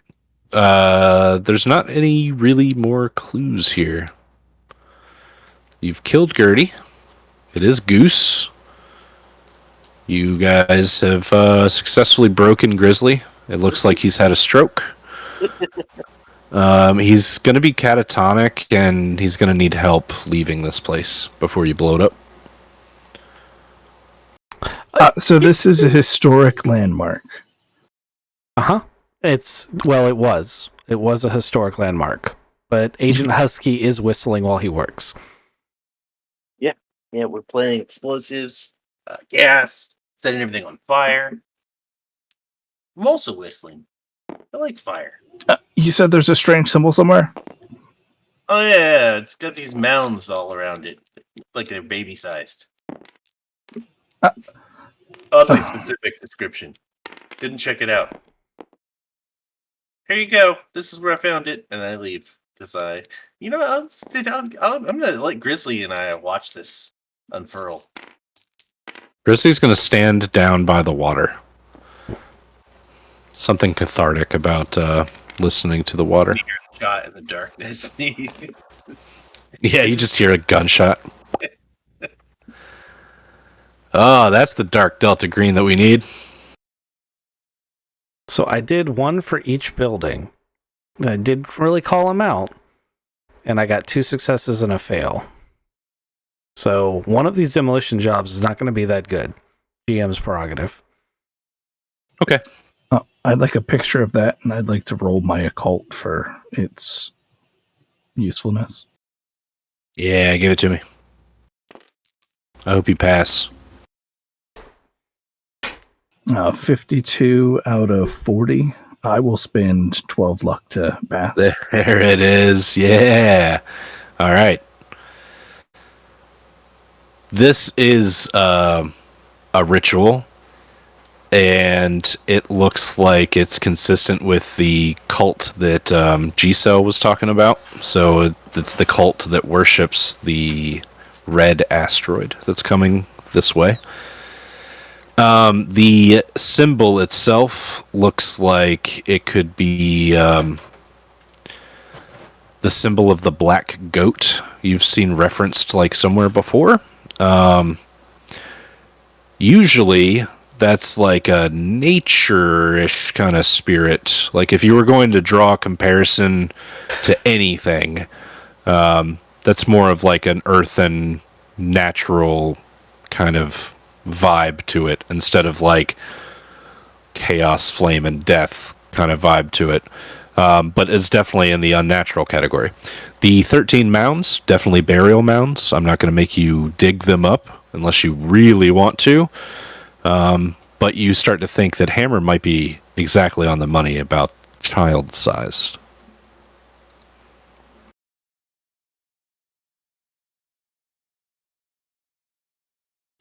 Based upon the dirt and its settlementness, are these freshly made, or do they have growth over top of them? So, around in a circle, counterclockwise, starting from like noonish, so then working backwards, they get progressively younger. So this one would be the first one. It's the oldest, and it's about 30 years old. And then each one is progressively about, what is that, 3 or 4 years younger. So like 36 in every 3 years. Yeah, about that. That's where that forensics roll works real well. Or no, archaeologist roll. I know dirt. The moss over this one is telling me this is exactly 5 years ago. I'll give you another one because you used your luck. This is, you would know that this entire area, right, from the debriefing from the G-Cell guys, when Gaston was telling you about Dubois, you remember that? Where like he was like, Dubois was an explorer in the 1700s, and he, went around this area, and there was an original native tribe in this area.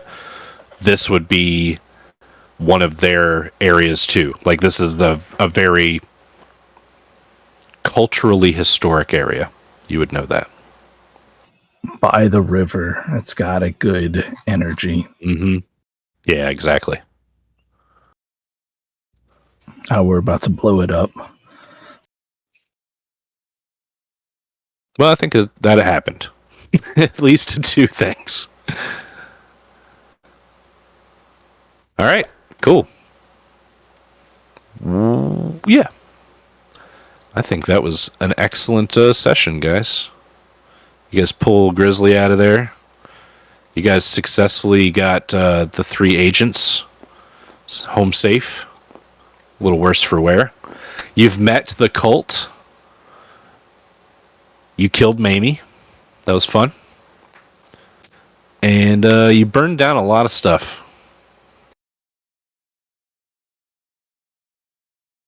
Thea looks at Agent Grizzly and says, all right, this is the best part. This is my favorite part about being an agent. I mean, outside the fact that this has so much historical significance, but and they sometimes don't like to look at explosions, but sometimes they do. I think you need to watch this explosion specifically. I'll hand him the detonator.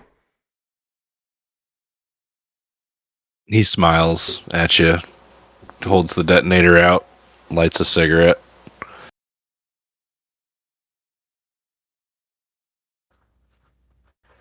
He does a little monologue about his brother, about how he got him into the FBI. How his parents... Yeah, he just hits the trigger. Starts walking away. He can regain a sanity point. He gets to a funeral. Yeah. It works on my little minions in RimWorld. If they get to do a funeral for their mate, it helps them a lot. Walks back to the Hammermobile, the sledge. And I think that's where we'll call it. You want to ride back, right? Yeah, he wants to ride back. I'll take your car. Wait, did he? I was about to say, didn't he have to bring a car? It's fine. We'll take that back too. Oh yeah, good call. Another silver, a blacked out silver sedan. But yeah, you guys take that back to the skiff. And I think, yeah, that's where we'll call it. Thank you guys. I appreciate it. Did you have fun with the cult? Killing a bunch of people? I mean, it was a pretty straightforward combat episode when we got around to it.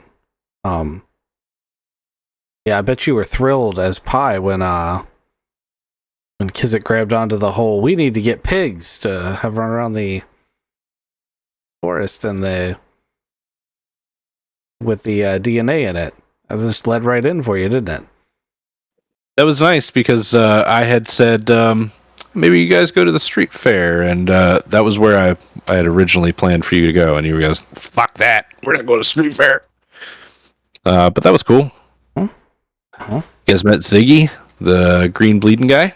I'll have to figure out what to do with him next episode. Yeah. But yeah, Wake up in a cell. hey man, this is a nicer cell than what I was in. It is absolutely true, and he's going to have great cellmates across the way because I thought I had explained to Ghost the premise of we need the Yeti specifically, but I guess it sounded like you didn't understand it, which means I didn't explain it properly, and I had to explain it 3 or 4 times before you guys kind of latched onto it. And that, as soon as that happened, I was like, the GM is not prepared for me to do this, and therefore we are not going to be able to do this today. That was what my take from the beginning part of the session was. I'm trying to make this less of a thriller. Like shooting harpoons and bringing down a spaceship is all good and all, if you have like a great plan for it. But yeah, I had not planned that. You could have done it. But yeah, when he said pigs, I was like, yes, we're gonna do that. But yeah, I totally get where you're coming from with getting a Yeti. You'll just have to pull down a spaceship to do it, or find him not in his spaceship. Yep. Anyway, I'm good. Thanks everybody for watching, and we'll catch you next time. Yep, thank you guys.